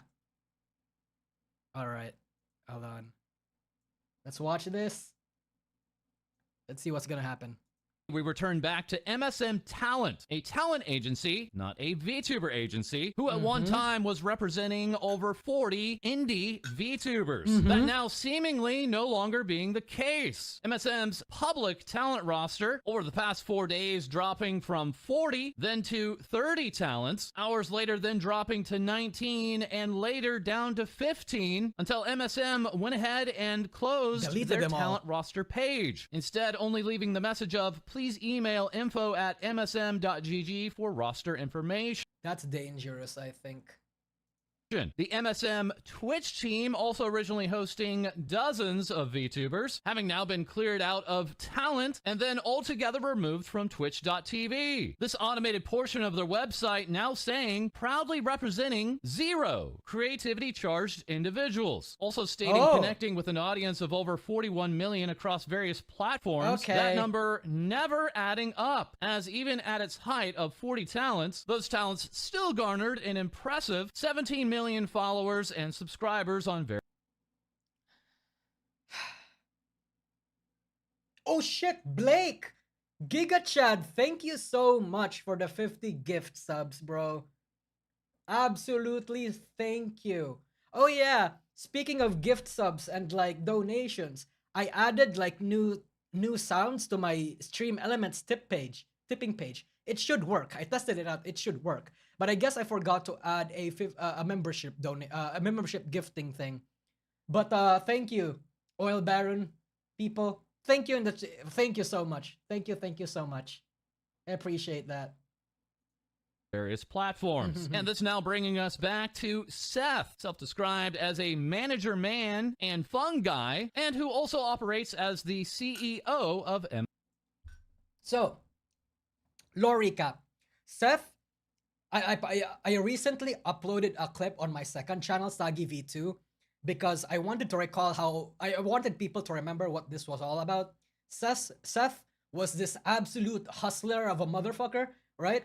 He made all sorts of like startup companies and projects, all of which he immediately closes down whenever the tax people got to him, right? Or when they're not taking off in the way that he wanted to take off. Yeah. And he also, like, the funny thing, right? The funny thing that he said here was that he was, I think, appealing to both the leftists and the right-wingers, where he made like a pro-LGBT, pro-gay pride like coffee brand, but then started a coffee brand that just appealed to the chuds and was actually being some absolute racist motherfucker. It's insane, bro. This guy's on the grind set and he's not fucking shameless about it. And to a certain extent, I respect that. I absolutely do. Yeah. Saucy Biz is no longer affiliated with MSM and Seth. Purely Grimace project. Now that's great to hear, but I think this guy is very funny. I like watching people like that because I like it when people are so absolutely shamelessly greedy. I think people need to stop being, need to embrace their greediness if it is, right? Like me. I'm the best, Teehee, I'm the best spokesperson for this. I am a greedy motherfucker. I will suck a cock for $1,000. I will. Don't tell me you won't. I'm a Filipino. I'm poor as fuck, bro. Yeah. MSM. But I'm not gay, by the way. I'd still do it, but I'd have them wear a condom. You know, it's only gay if the skin touches. But if they have a condom, I'm technically not, you know, I'm technically not gay because I'm not touching them. There's a difference, okay? Blake again, holy goddamn shit. Thank you so much, bro. Big dick energy over here. Actually just flexing. Unironically, you're technically not gay. I am, yes, I am technically not gay. It's not gay if the skins don't touch. It is what it is. But again, Blake, brother, thank you so much. Oil Baron over here. I'm gonna... Thank you for being an absolute generous regular, man. It doesn't work like that, Nosagi? Yes, it does. And I know so. Yeah. But thank you. This individual, the main subject of a video that we posted on May 16th, in which it was revealed that Seth had been actively... No, I don't have experience. blacklisting for over a year and a half various talents of Mythic Talent, 3AM Talent, and yours truly, making this a very personal story. Other screenshots coming out after that video, including Seth here in early 2022 saying, "I'm just waiting for someone to go too far. I am really, really sadistic myself. I'm not..." Okay, I see. He wants someone to do him in, so he would have the moral right to just ruin someone's life. Wow. Wow. Oh, hey, thank you, Black Sheep Boy. Cock fun. Technically not gave, no skin. Churu. Look, man, that's just how Filipinos work. Don't tell me a Filipino won't do the same. They will. $1,000? That's like 60K, bro. That's like 3 to 4 months worth of the average wage here in the Philippines. They absolutely will. Anyway, yeah, this is weird. I knew I was a sociopath a while ago. I mean, yeah, I think you kind of need to be a sociopath in order to be like a successful businessman. I think you do. I think that's just how it works for a lot of people. Because you know, you look at all the wealthy people in the world. What do they have in common? They all fucking suck. They're all reprehensible human beings that, you know, excuse slavery, excuse people not being paid well, all because also they can have the money, and people worship them for that. That's just how the world works, man. A lot of people try to blame capitalism for that, but that's not really the case. Even back then, when capitalism was not a thing, when we're all trade and barter, the most absolutely psychotic scammer was also the richest. Yeah. And if you were a king, bro, you need to be psychotic as well in order to protect your kingdom. And in order to protect your to protect your authority. Yeah. Bro, have we read The Prince from Machiavelli? That shit's wild. And you know what? I think it's true. History people would know. Mr. Beast? Yeah, I think to a certain extent, Mr. Beast is a bit of a sociopath. Yeah, he has to. He has to. I think he's a kind person, but sociopath and kind are not necessarily mutually exclusive. Yeah. Gonna lie, I would get off on ruining someone's life, which is terrifying to both admit and accept, but hey, I knew I was a sociopath a while ago. 6 months later, also stating, still I want names because I have already decided what I want to be. He's going full scorched earth, and it's back in 2022. Fuck me. Fuck me in the ass, bro. He's faking this shit. You can fake kindness to BH. I mean, yeah, even if we go with the assumption that Mr. Beast is faking his kindness and is being generous for the sake of his own profit, at the end of the... I'm a very results-based person. More often than not, I think the ends justify the means actually leads to a positive income. There are times where it doesn't. It's a case-by-case business. It depends on... it's a case-by-case basis. It depends on what's actually happening and what's being at stake. But I think Mr. Beast, I think in his case, it's okay. Even if he is faking that shit, at the end of the day, people are being helped. Hell yeah. I would still want to collab with him. I'm the black baller for the industry, meaning once again, even 2 years ago, the CEO of MSM Talent had intentions to blacklist individuals within the industry. Also, after the posting of our video on May 16th, 46 hours later, Seth Okay, what's going on here? Would provide a 5-minute long video reply to our video stating, sorry guys, running off of 2 days of barely any sleep from all of this going on. Boo. When you're running PR, if you want to look professional, don't say this. This is in every PR, especially when you represent a company or actual company itself, if they try to say this, I think that's a subtle attempt at manipulation. It happens everywhere. Yeah.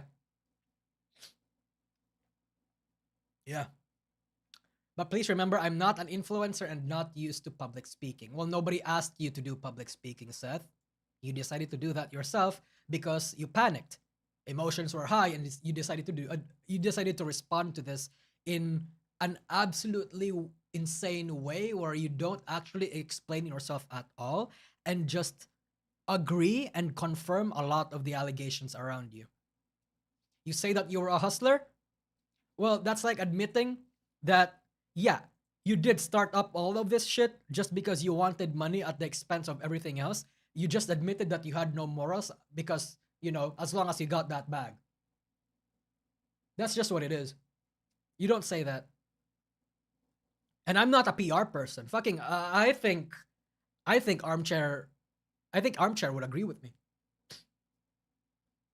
Tried to put together a response, but please remember, I'm not an influencer and not used to public speaking. This all coming years after Seth having his own YouTube and Twitch channels, along with even hosting an MSM management podcast, intending to talk about such subjects as growth strategy, social media. Everyone would agree with that? I don't think so, Reams, because there are people out there who actually agree with the theory that if you're not like an actual company, like you actually have a face, subtle emotional manipulation can actually up your PR and have people be more open to like listening and hearing you out and actually side with you because you're the one that is more emotional, right? And like to a certain extent, I can see that from happening. But I think the latter, my opinion, is actually the right course of action, especially if you represent an agency like this, a big company like this, rather. Yeah. I think professionalism beats an emotional reaction 9 times out of 10. I was talking about you not being a PR person. Oh, okay. Yeah, never mind. Okay, yeah, no, 100%. Yeah. Brand collab and artist etiquette. And now for Seth's response. There are accusations going around by a few individuals in our community aimed at me. Generally, it is my policy not to publicly address rumors within the industry. But in this instance, it's now going beyond rumors, affecting not just me, but it's also affecting my family and MSM Talent. So I'd like to clarify some major points. Seth then immediately skipping over this slide, reading due to this relating to a number of people's personal information, there will only be so much I'm able to directly comment on. My intention is not to speak on behalf of others and their own situations, but instead address points brought up in the video made by False ID. He has a family, yeah, apparently. And to clarify, things VTuber say in our May 16th video made very certain only to ever address Seth, never once mentioning a single talent related to MSM or I think like hold on. I'm gonna let finish. Or any of their staff. This has only ever been about their CEO. Our Maryland LLC has been in the process of correcting its status with the state when our CPA passed away suddenly. This has been the source of a number of delays, and we've had to get assistance from a new tax and legal professional. The process has been restarted with the new tax professionals for months. This relating to the fact that MSM Talent, under Mad Scientist Media LLC, within the state of Maryland, where they are registered, has been listed as a business not in good standing. This due to never filing taxes and the forfeiture of the business under Maryland occurring all the way back on October 15th of 2021, well before numerous talents of those 40 talents were ever signed on to MSM Talent. For months. None of this has impacted talents' payments, as talents have always received any money they're owed. This has never affected our ability to work with sponsors. Seth stating this has never impacted talent payments, but not addressing potential mispayments for staff and I think even if it did not affect payments, if and when, like, let's say other parties, let's say the actual sponsors learned that they're not actually an established agency, they don't have like a good standing with their state, like they don't actually have a legal thing going on, they could just decide to not pay. And MSM would not be able to do anything about that. Yeah. 100%. I think that's just what's gonna happen if shit like that happens. especially contracted and freelance artists. Some of these artists, after the release of this video, being immediately paid into the thousands of dollars. But things VTubers say, finding out within the last 48 hours that MSM Talent does still, at this time, has a major financial debt to one of their former talents. MSM Talent being a business in forfeiture, also meaning that its contracts could never be properly enforced against its talent. Exactly. Like False is getting to it. Yeah. Contracts would not be enforced if you're not like, if that legal shenanigans is not being sorted. Again, sponsors could choose to not pay, and there would be nothing they can do about it. A fact that would affect the ability to work with sponsors if these sponsors were made aware of this. In terms of a blacklist, there is no blacklist. As managers, we will always keep track of potential bad actors and often warn talent, but we do not actively prevent talent from interacting with anyone. If our All agencies have blacklists. I've said this before and I'll say it again. Every single company, if it's media related, if it's a business that has you engaging with different parties, everyone has blacklists. Don't let other people tell you otherwise. Talent choose to collab with others, those decisions are made. Don't word it like Seth's that. blacklisting actions haven't been enacted for over a year and a half now, preventing not only opportunities, but even breaking friendships. These actions even derailing business plans, as was revealed by Vtuber Talent after the release of Tax this evasion. statement by Seth. Claims have been made stating that there were two entities being used for MSM, both Mad Scientist Media LLC and MSM Talent. They are the same entity. There's only been one Maryland entity for MSM. And with that, Seth has now admitted to a crime, confirming that Mad Scientist Media LLC and MSM Talent are one and the same, this being a business in forfeiture, and breaking a Maryland statute, stating any person that transacts business in the name or for the account of a limited liability company, knowing that its right to do business in Maryland has been forfeited and has not been reinstated, is guilty of a misdemeanor, and on conviction is subject to a fine of $500? $500? Jesus Christ. No wonder people are fucking doing this shit. No wonder people are doing tax evasion. You get a slap in the wrist. Yeah. Fuck. Give me a nursing hand job at that point. Of not more than $500. Grinding Coffee Is this a company where a girl made a video crying about him blacklisted? Yeah, it is. It was a black and queer-owned business. I was not in charge of this business, nor was I the majority owner. We rebranded due to the majority owner not being able to be more intimately involved, so we changed the branding. I can't get into the specifics for privacy's sake of those involved. Nonetheless, I'm on good terms with everyone from the coffee company. This coffee company now running under the name of Based Coffee. Yeah. Based Coffee GG. In terms of the other LLCs mentioned, these that was the meme where we said that was the right winger coffee, and then they also had the gay coffee. It's insane. Independent contractor at a number of different businesses to protect myself. These LLCs are in forfeiture because I genuinely did not make use of them beyond what they were originally created for. After this, there was no reason to maintain the LLCs. Seth, once again, not only being just the creator and owner of the forfeited Mad Scientist Media LLC, but others such as Quick Press LLC, alongside Idea Hackers LLC. Those two also, once again, being in forfeiture at that same date as Mad Scientist Media, back from October 15th of 2021. But also Spite Engine, self-described as a VTuber design guild and quote-unquote cooking up a 2024 relaunch. This particular business having numerous issues with payments to artists. This also all while Seth is associated with glitchless.gg, which still actively hosts numerous VTuber storefronts. That domain itself also registered under Perfect Presence LLC. There have been claims that I endorse the doxing of individuals, and specifically that I would make threats to dox individuals. This is a ridiculous and completely untrue statement. As a talent representative, I do not endorse doxing and actively work to prevent doxing of many VTubers and other community figures, as I believe it is a safety risk. This all coming after allegations. Water is wet. The sun is hot. As I actively rent to prevent the doxing of many VTubers and other community figures, as I believe it's a safety risk. Okay, buddy. Okay. All right. VTubers and other Yeah, community sure. figures, as I believe it is a safety risk. This all coming after allegations that Seth had been informing talents within MSM that former VTuber friends outside of MSM were doxing them on image boards. Seth at the time claiming 4chan. that he had direct contacts to moderators on these image boards. This denial of Seth's also flying in the face of other allegations that came out after VTubers outside of MSM claiming that personal information given to MSM during an interview had later shown. That's the scary thing about working, about these sorts of agencies, though, chat. I'm not saying that this is gonna happen, that this is common or anything, but it's just that it's scary that if you work with a company or an agency, right, and you're in a position where you need to divest, Jesus, what is this, fucking Elden Ring?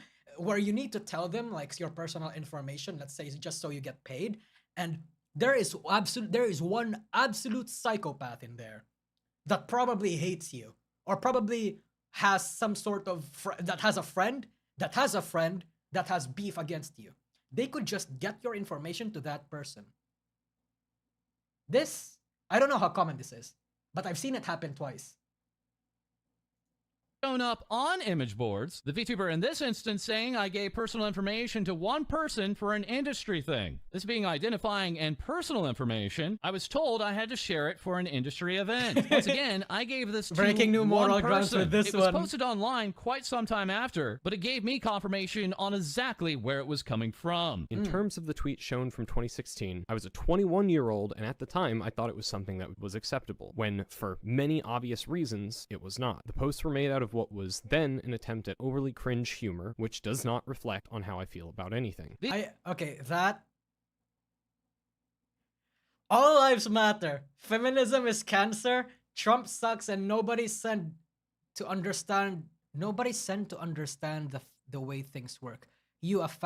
Oh, okay. You know what? I think I can excuse this. This is 2016. We used this was a different time.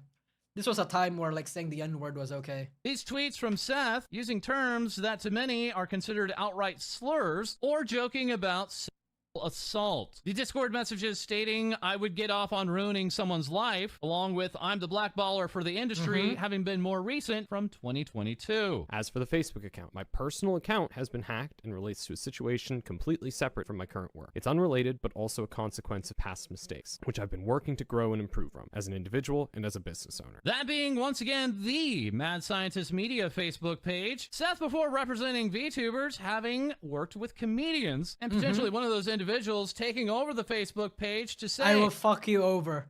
Hell. MI United States, Michigan. Interesting. My name is Seth, and I'm great at taking people's money under false expectations. Giving the locations of I will F you over, Hell, Michigan, and the website of scamartist.com. As far as the court date, this is a personal matter that has nothing to do with MSM and its finances. The personal matter had been something I was not fully aware of because I was moving, but has been promptly resolved with the collection company. That payment being made the same day as Seth's reply on May 18th, 2 days after the publishing of our video. Seth stating he was not aware that he was a defendant in a court case against a credit company, with Seth failing to appear in court. Whoa, okay, wow. Twice, All once on right. February 2nd and the second time on May 3rd. This court case now having since been closed. In regard to false He was actually in a legal battle. That's bad. I always have to have the best interest of my talent at heart, which will at times mean being the guard that has to give warnings to people who wish to interact with them. It often makes me a bad guy to others. Ultimately, my goal is simply to protect my talent. Seth, as a talent representative, I always have to be the best. I always have the best interest of my talent at heart. No, you don't.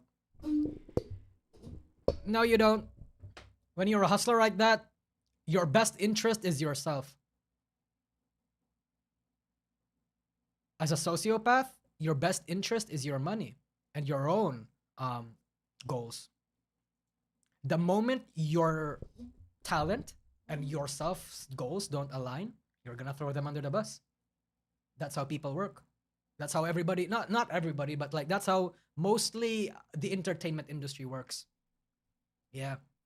Which will at times mean being the guard that has to give warnings to people who wish to interact with them.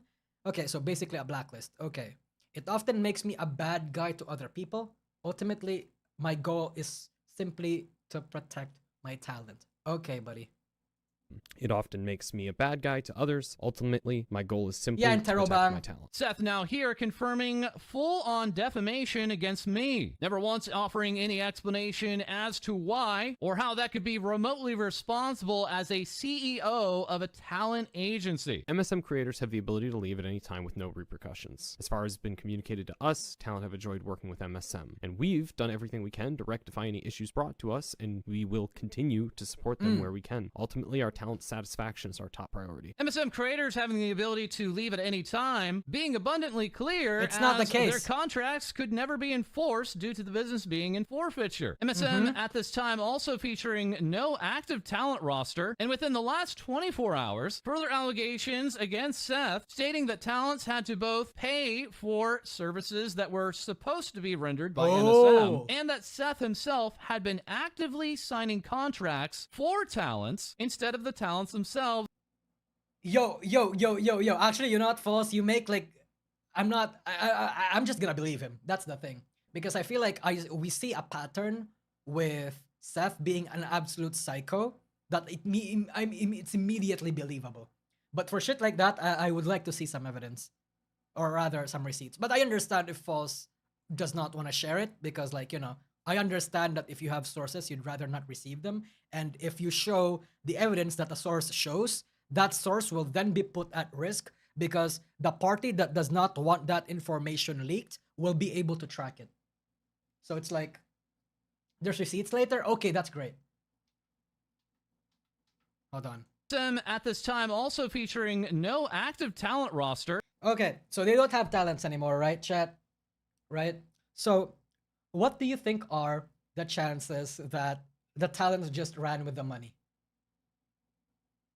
Buff Pup released. Oh, there's a lot? Okay, I'm interested. And within the last 24 hours, further allegations against Seth stating that talents had to both pay for services that were supposed to be rendered by MSM, and that Seth himself had been actively signing contracts for talents instead of the talents themselves signing the contracts. I've been seeing this all unfold, knowing that the thing that makes this as You're welcome, bad chat. as it is are my past mistakes. I'm seeing my colleagues, friends, and talents harmed and caused unnecessary stress and fear. It's exhausting. I'm exhausted. I've worked for the past 3 years with our goal to build a place for talent to grow and accomplish their dreams, and we will continue to do so. We will continue to help this industry in any way that we can. Asmongold was right. I was a hustler, working my ass off, trying to accomplish something and making a metric ton of mistakes along the way. But what we've built over the past 3 years is an amazingly talented team of staff that have molded MSM into the well-run talent management company it is today. I've learned from my past mistakes and have channeled that work ethic into this project. We've worked hard to ensure that the careers of everyone involved in MSM can grow. Thank you for listening to my side. Once again, that being Seth, the CEO of MSM Talent, within that message confirming a misdemeanor and also defamation, alongside ownership of both forfeited and active LLCs, and today proudly representing over 0 creativity charged individuals. Further today, we also have Idol, a Vtuber. Yeah, okay. So that was basically just a response to the response that she has. That Seth has. Okay. Wow. Interesting. Buff Pup. This is... Alright, I'd like to see the DMs.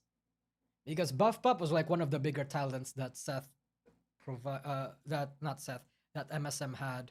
Used to have, rather. I'd like to see them. Chat, when did she release it? Is it in Twitter somewhere?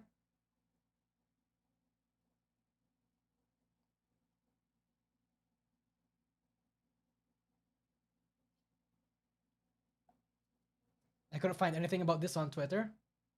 Long time ago? Oh fuck, long time ago there. Okay, fuck. Alright, that's interesting. Wait, Buff Pup was an MSM talent? Yeah, we covered, we saw a lot of big talents under MSM. Like, whatchamacallit, Aethelstan, like, Nianer's boyfriend was, all that sort of shit. I wonder what's going on, though. Hey, Sayus found son. I don't know if that's a kink, but, hello. Hello, everyone, how are you doing? Hey, yo, I'm doing good. Have a good time streaming, chillin'. Mhm. You will know you will find the right girl when you come home and she cooked and cleaned, and the amount of mental stress relieved through that is worth than sex. Interesting. Yeah. MSM buff buff. Okay. I don't know how Twitter's search engine works.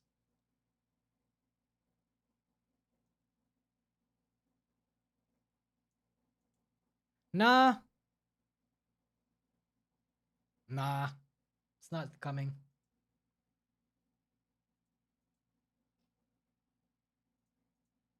Huh.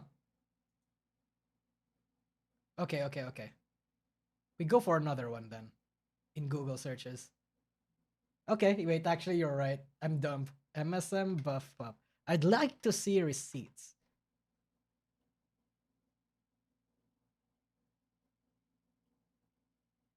Yeah, still nothing. You know what? Yeah, I'll just leave it at that, honestly. I'm just gonna immediately believe what Foss is saying. Because I selectively believe what I do, what I doubt, and what I doubt and what I question like that. Teehee. Anyway, and now for the last bit of the stream, we are going to cover the a TLDR. Oh shit, no, not this one. A TLDR of the thing. Of the Powder copycat situation. Because, look, here's the thing about copycat situations and like VTubers thinking that they are being stolen from. I understand the concern that if you're a VTuber, right? If you're a VTuber, whenever you go on ahead, you post your own designs, and then somebody comes out here having a relatively similar design to yours, and like people misconstruing you, people in your chat are saying, hey, you look like X and X's picture, or that, or even that you're in your SEOs and your in search engines, you get mistaken for by Google and all that sort of shit. I can see how it can get dangerous, but I don't think it can be to the same extent that this is. I don't think so. Clocks, thank you for the super chat. We might have brand new drama on the JP side of the industry. First Stage Production is losing its entire first gen by the end of this month. Wow. Wait, so like, did they walk out? Did they pull up? Did they do a production kawaii thing? Wait. Are they pulling? Are they doing a Wait, hold on, let me see. Oh shit. 7 hours ago. Okay, okay. Yeah. Oh no. First Stage Production, by the way, chat. JP, Japanese VTuber agency. It's relatively big. A lot of people know about them, and their EN part branch are relatively successful. But I'd like to see what's going on here. All right. You know what's the biggest red flag indicator to me that there's a lot of BS behind the scene? When their talents quit en masse like a rotating door. Tons of breaks and before retirement is also a sign. Oh yeah, no, 100% Stefan. That's definitely it. Okay. Original tweet. Let's go. Let's first read this and then we'll go along with it. To those who don't know, First Stage Production is a Japanese VTuber agency managed by Reality Studios Inc., which also manages 3 other VTuber agencies. Specialite, we already know what Specialite is. Or if you don't know, there's a Specialite EN that just debuted like as of like well, not recently, it's like a year ago. Vpop Project and RK Music. You might have heard about First Stage and Specialite since they have EN members too. Yeah. To put it briefly, on March 9th, Akizaku Machi, one of the male members of First Stage JP's Gen 3, was indefinitely suspended 5 months after his debut and then terminated 6 days after that. Apparently, management revealed to all times back then that he committed a termination-worthy violation of some sort, and then Gen 1 informed their manager that they all wanted to graduate together. Wow. I looked up some more stuff and found out that something more about the first gen. Not sure exactly how it's related to this, but I think it's worth a mention. Originally, first the JP Gen 1 had 7 talents, all of which debuted in March 2023. Out of the remaining 3, 2 of them got terminated in November. One of them was suspended 3 weeks after her debut, and the other got suspended in October. Third one announced the suspension of activities on all platforms at the end of the November and then graduated in January. Not sure if she had a graduation. Not her channel got leaked. Okay. This is some wild Waktor situation going on. The thing about JP branches and JP and Japanese VTuber agencies in general, if it's not NIJISANJI or Hololive, is that to them, their termination clauses are too literal. To a point where it's actually kind of ridiculous that they are the way they are. Yeah. So many damn groups trying to run an idol group, almost no one knows how to support or inspire one. Wow. That's insane. Looks like your year-end review is gonna be 12 hours one. Oh, yeah, man. Yeah. All right, how's the reception to this? 800 retweets? Insane. I'm not, okay, let me see the retweets. Okay, let me see this. Oh God, can you guys see it?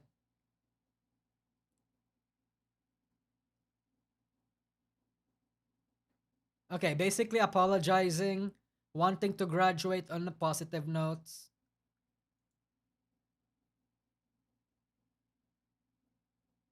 Okay, and then giving the chronological, okay, whatever. I want to see what the reactions are. Okay, positive.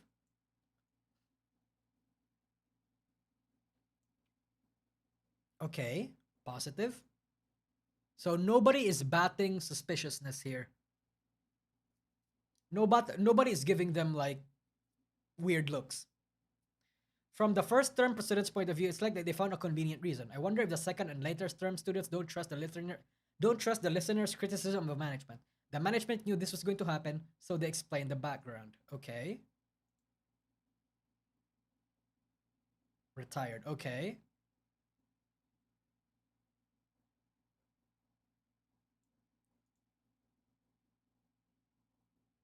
Okay, it seems like everyone is like, there's not that much criticism here. Nobody thinks this is suspicious. But I'm gonna be real with you, chat. This is giving me like Waktor vibes. This is exactly what was going on in Waktor as well. Without the whole. Wait, yeah. Waktor's third gen did like fuck up. From also what I understand, no graduation streams. Look at page 1. Okay.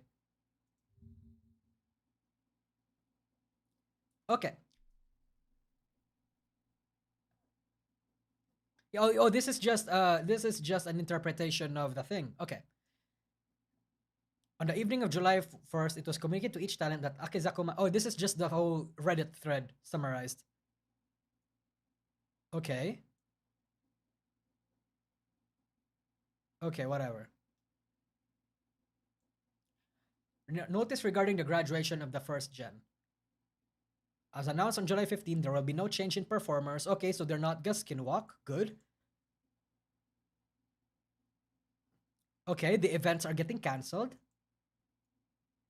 The merch is getting cancelled. The sales are all getting stopped. Well, accept letters post marked by August 31st. Everything will be set to private. The streams are gonna set to be private.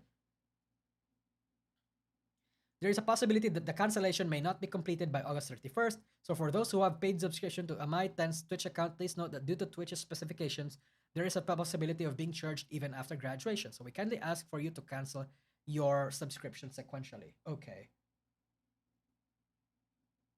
Okay. So it seems like nothing explicit is happening. It's super suspicious, it's super sad, but nothing necessarily that paints them in a negative light, right? But again, I've learned to treat these sorts of announcements with a grain of salt.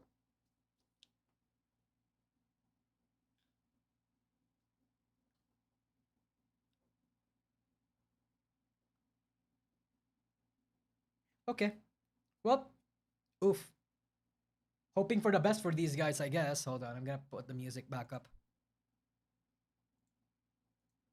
Ooh.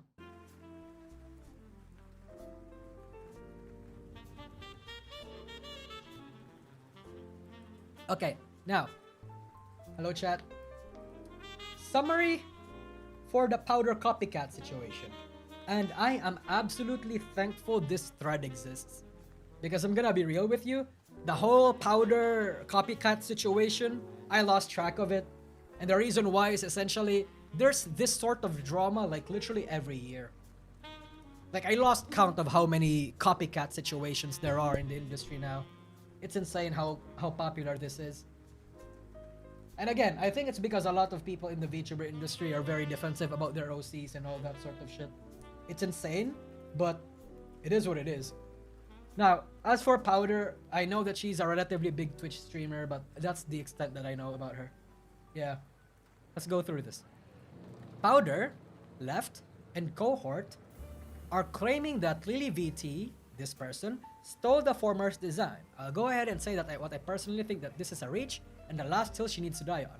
With that being said, let's continue. Alright.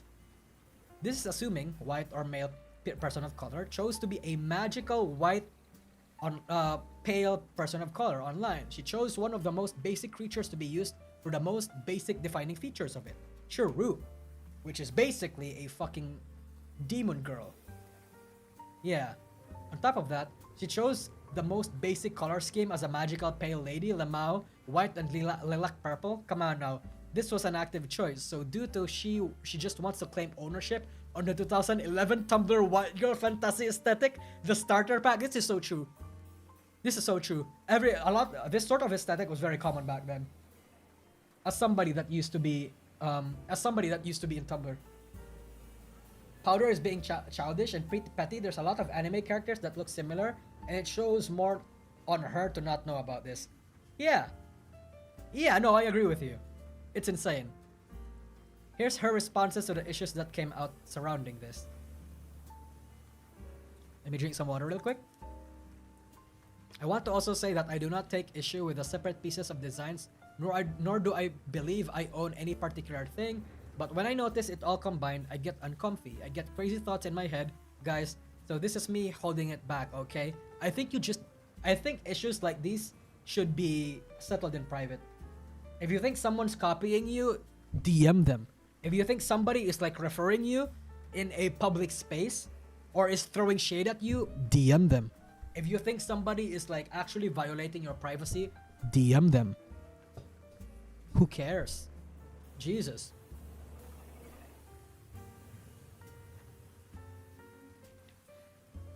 I understand that there is a possibility of overlap in this oversaturated space, and I have found comfort in talking with my own artist and designer about the matter. With their advice, I am hoping to try and ignore it. Great.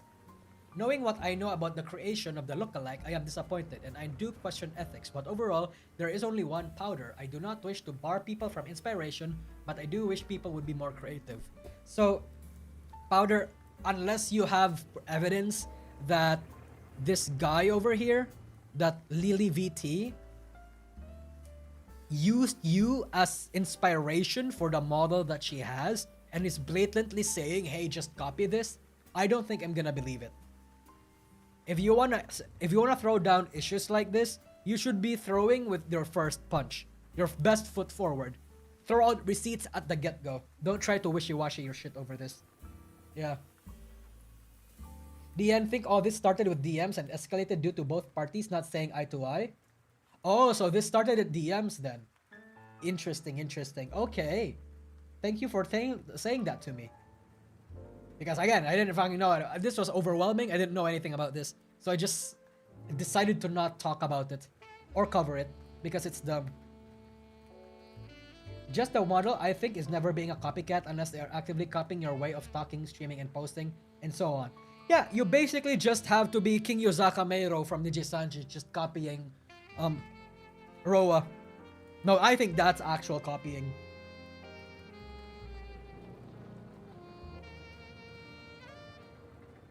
Now listen, it seems like the following issues are her main concerns. Color, schemes, species, and difficultly the species name. From what Powdur stated, she seems to think Daemon is unique to her and specifically refers to a computer program, her lore. Yeah, I know what we know what Daemon is. From a designer's aspect, I understand where some of this comes from. but due to her choice having a simple design in the first place, the base design with no clothes doesn't give too much to be desired. It's just fluffy hairs with long ears and skinny horns. Both of them. Yeah. Okay.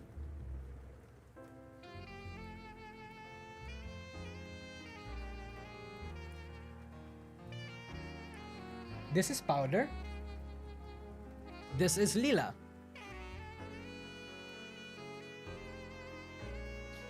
Lily, rather. What's the difference? Hair, skin, and horns, and the purple aesthetic. Well, she doesn't really have a purple aesthetic. She has a pinkish aesthetic, I think. On Ilara's Powder. Powder says, and I quote, I intended to harm myself. I intended to harm from myself to them. What does that mean? Okay. Hold on, let me mute the music. What? And you were I emotional, but didn't unfortunately that's what intend happened. harm from other people. I intended harm Oh! from myself to them. Right. Yeah, but that's not what happened, girl. I understand. That's not what happened at all. I understand, but I'm trying to like get your advice in this. Okay. Should Well, like, I I would never really say that I would never really admit like that I intend was- harm from me to somebody else. Yeah. Why would you do that? Why would you do that? Why would you just say, yeah, I kind of wanted to harm them?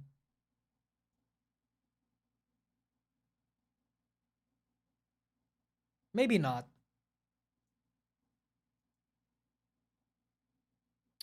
Interesting. Interesting.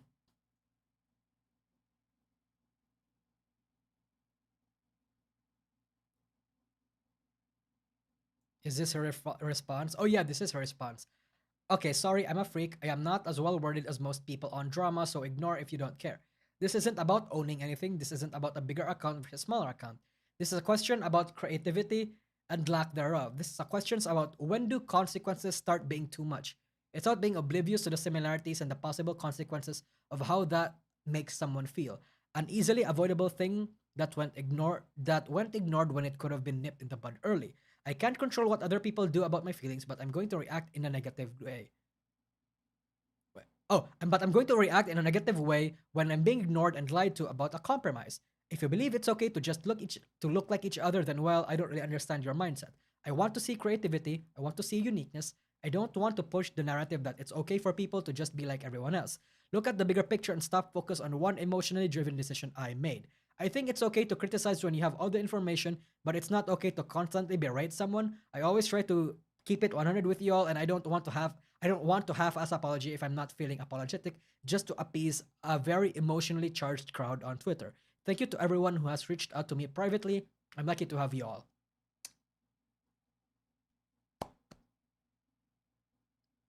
You know what? In general, I think I agree with her message. I don't agree with how she went about it, but I agree with her message. Okay, context clues to people that are in this chat. To people that are in the know with this chat. It seems like they tried to talk about it and agreed that they should make each other look more different. That's insane. If that's been happening and they agreed with it, then you know what? Fine. You know what? Yeah. But it's interesting still. Wow. But I do agree with the main message though. In general, I don't think people should just look at other people for inspiration just because they like the aesthetic or they like it, right? Inspiration versus copycat thing. I agree with that, but I don't think it applies here unless there has actually been a process in which they actually have seen that they are trying to copy each other. That Lily was trying to copy her, it seems. Yeah. It makes a lot of difference. I agree with her message overall. Other party did deliver on the compromise they agree upon. Really? Fuck me in the ass if that's true then. Yeah. Oh hey. Thank you, Black Sheep Boy.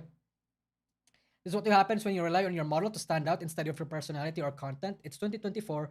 VTubing ain't new. Avatars aren't novelty anymore. Your model is not content. Oh yeah, no, 100%. Yeah, no, 100%. I don't. How do I want to say this? A lot of people put too much stock about how they look like as a VTuber.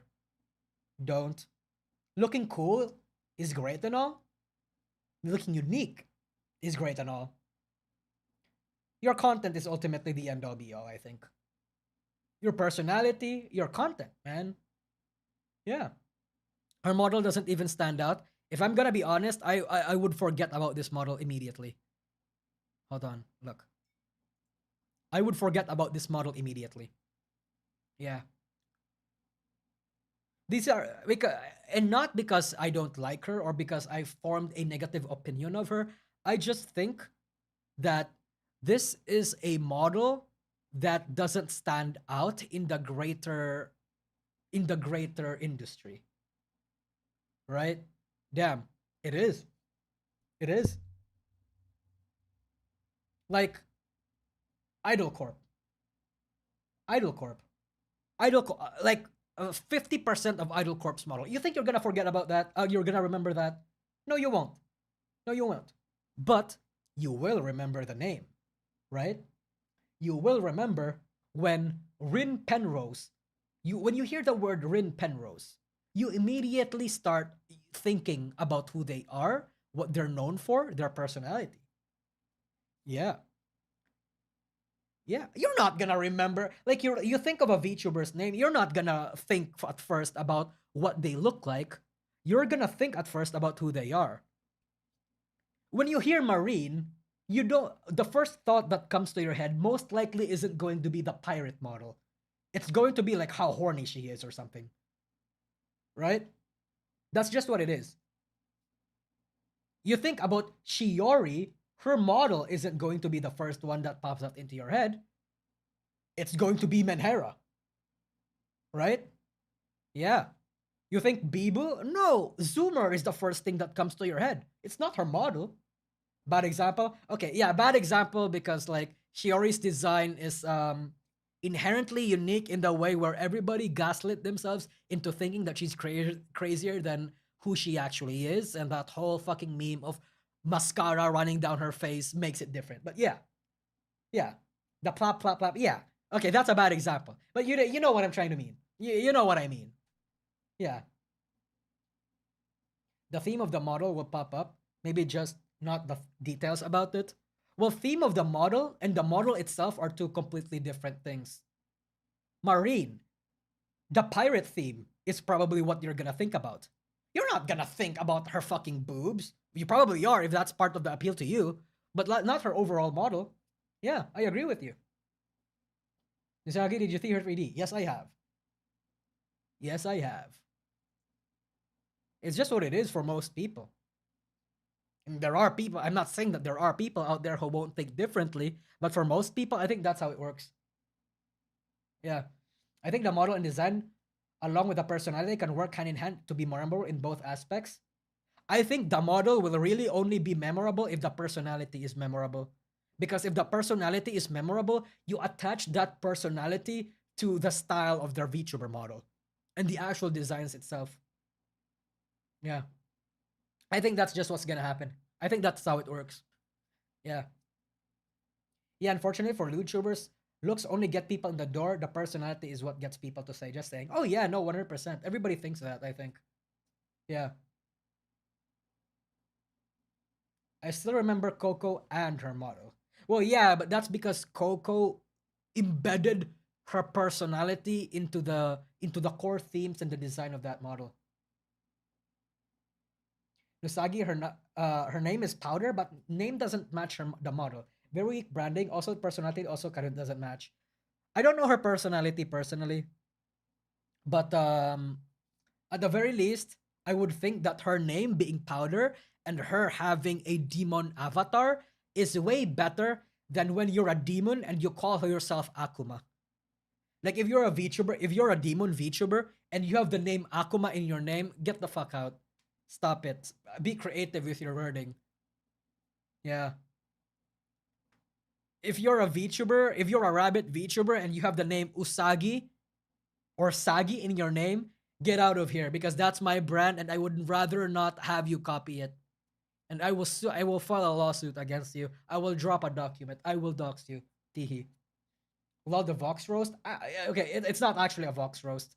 It's not a Vox roast. I just think it's super generic. Yeah. Chat, it's not supposed to be for Vox. I just think in general.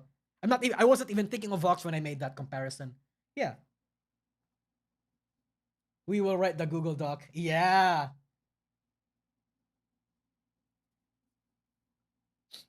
Oh, fuck, sorry. Isn't her chibi pet called Meth? Oh, that's cool. I think that's great. If her chibi is called Meth, that's funny. That's fucking funny. I think Iron Mouse and Chibidoki are good examples. Oh, I would agree. I would agree. Like unique names that are not necessarily thematic to who you are, I think does better. To make people remember you, I guess. Kuro and Shoto gotta take first pride for that. I agree. I think Kuro's name being Kuro is shit. Like, yeah, your theme is black and red, and you have Kuro as your name. I think that's so lazy.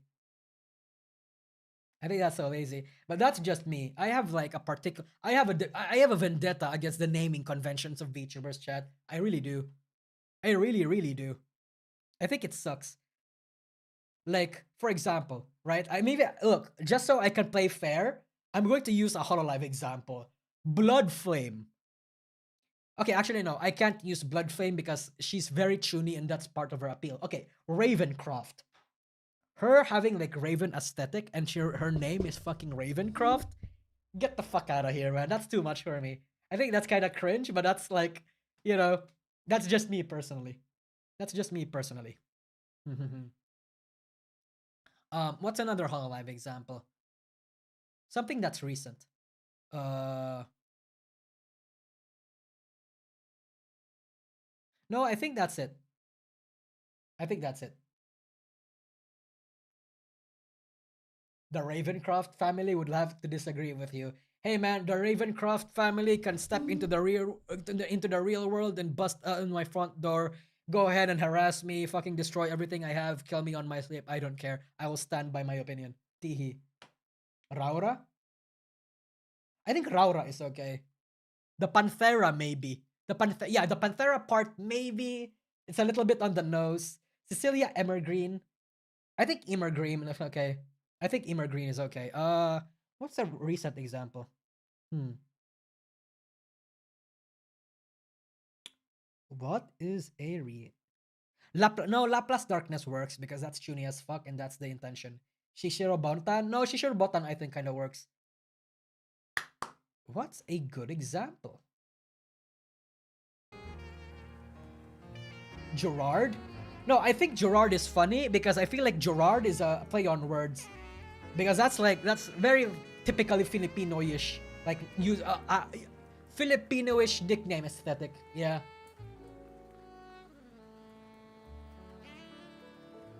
Roboco? I think Roboco is okay. I think Roboco is the name itself is a product of its time. Yeah.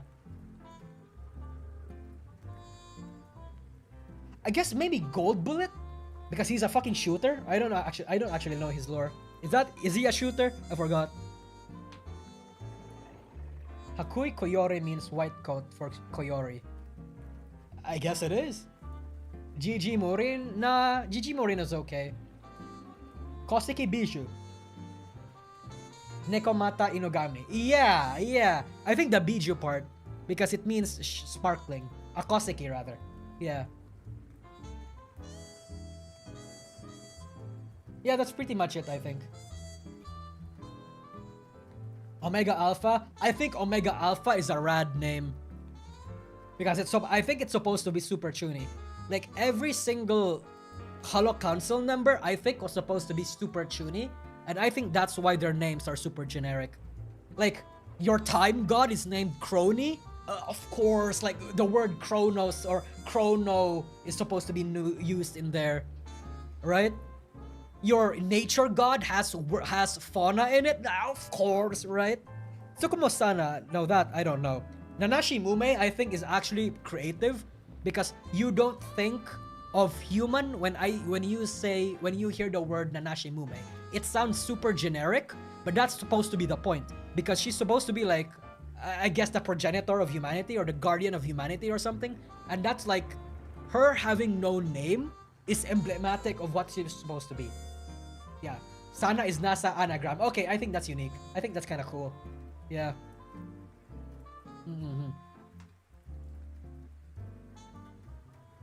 Depressed Nosagi? Look, I'm no longer depressed, okay? That's why I'm trying to rebrand into Sagi now. Yeah, I'm trying to rebrand into Sagi now. Or like just new Sagi. I feel like that's the future for me going forward. What makes a better naming convention?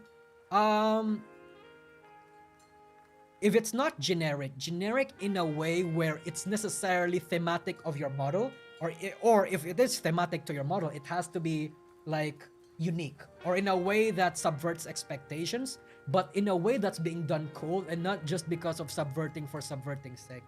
For example, I think Iron Mouse works a lot. Yeah, I think Iron Mouse works a lot as a really unique name. Yeah, I think that works a lot. New Sagi. Yeah, I'm a new type novel. Yeah, that's kind of cool, right? It's just that when you think of a name, you really have to think about branding, and you need to think about how you, especially when it's for an agency, or if you want your name to be up in the SEO, in the searching algorithms, you need to think of a name that nobody kind of uses, and it's also half emblematic of how you want to be represented. Yeah. But Gargura, no, Gargura is super unique. I agree with that. Kobo Kanaero, that's also super unique. Kobo Kanaero is apparently very like clever in naming conventions. Yeah. I think those are the kind of names that are very unique. Diamond Capybara. I mean, that works, I guess, if you want to follow that naming convention, yeah. Cara Malone. No, it's because Post Malone exists, so you have Malone in there. Boo. Not working, boo. No, I mean, I'm memeing. But yes. Anyway, I think that's going to be it for tonight, chat. I'm getting kind of sleepy. Yeah. Again, I'm gonna find a time where it's easier for you guys to like stream, to watch my streams. And, you know, watch me properly in a time that's convenient, I guess. Yes. So, I appreciate everybody in the chat for coming. I appreciate everyone for donating. And especially you, sorry, Blake, for coming and like sending out a shit ton of memberships. I appreciate it. So, to people in Twitch right now, Sayus found son, hello. I heard this story. I can't wait to hear your opinion on this. Yeah. I'm not as informed about this situation. I'm not here to cover the drama. I just wanted to talk about it and find the TLDR. Yeah. But thank you so much for coming into the chat. Thank you to people on Twitch that are watching right now. And thank you for, yeah. Thank you. Anyway, I'm gonna hit the sack now. Bye-bye, chat. Bye-bye. Bye-bye.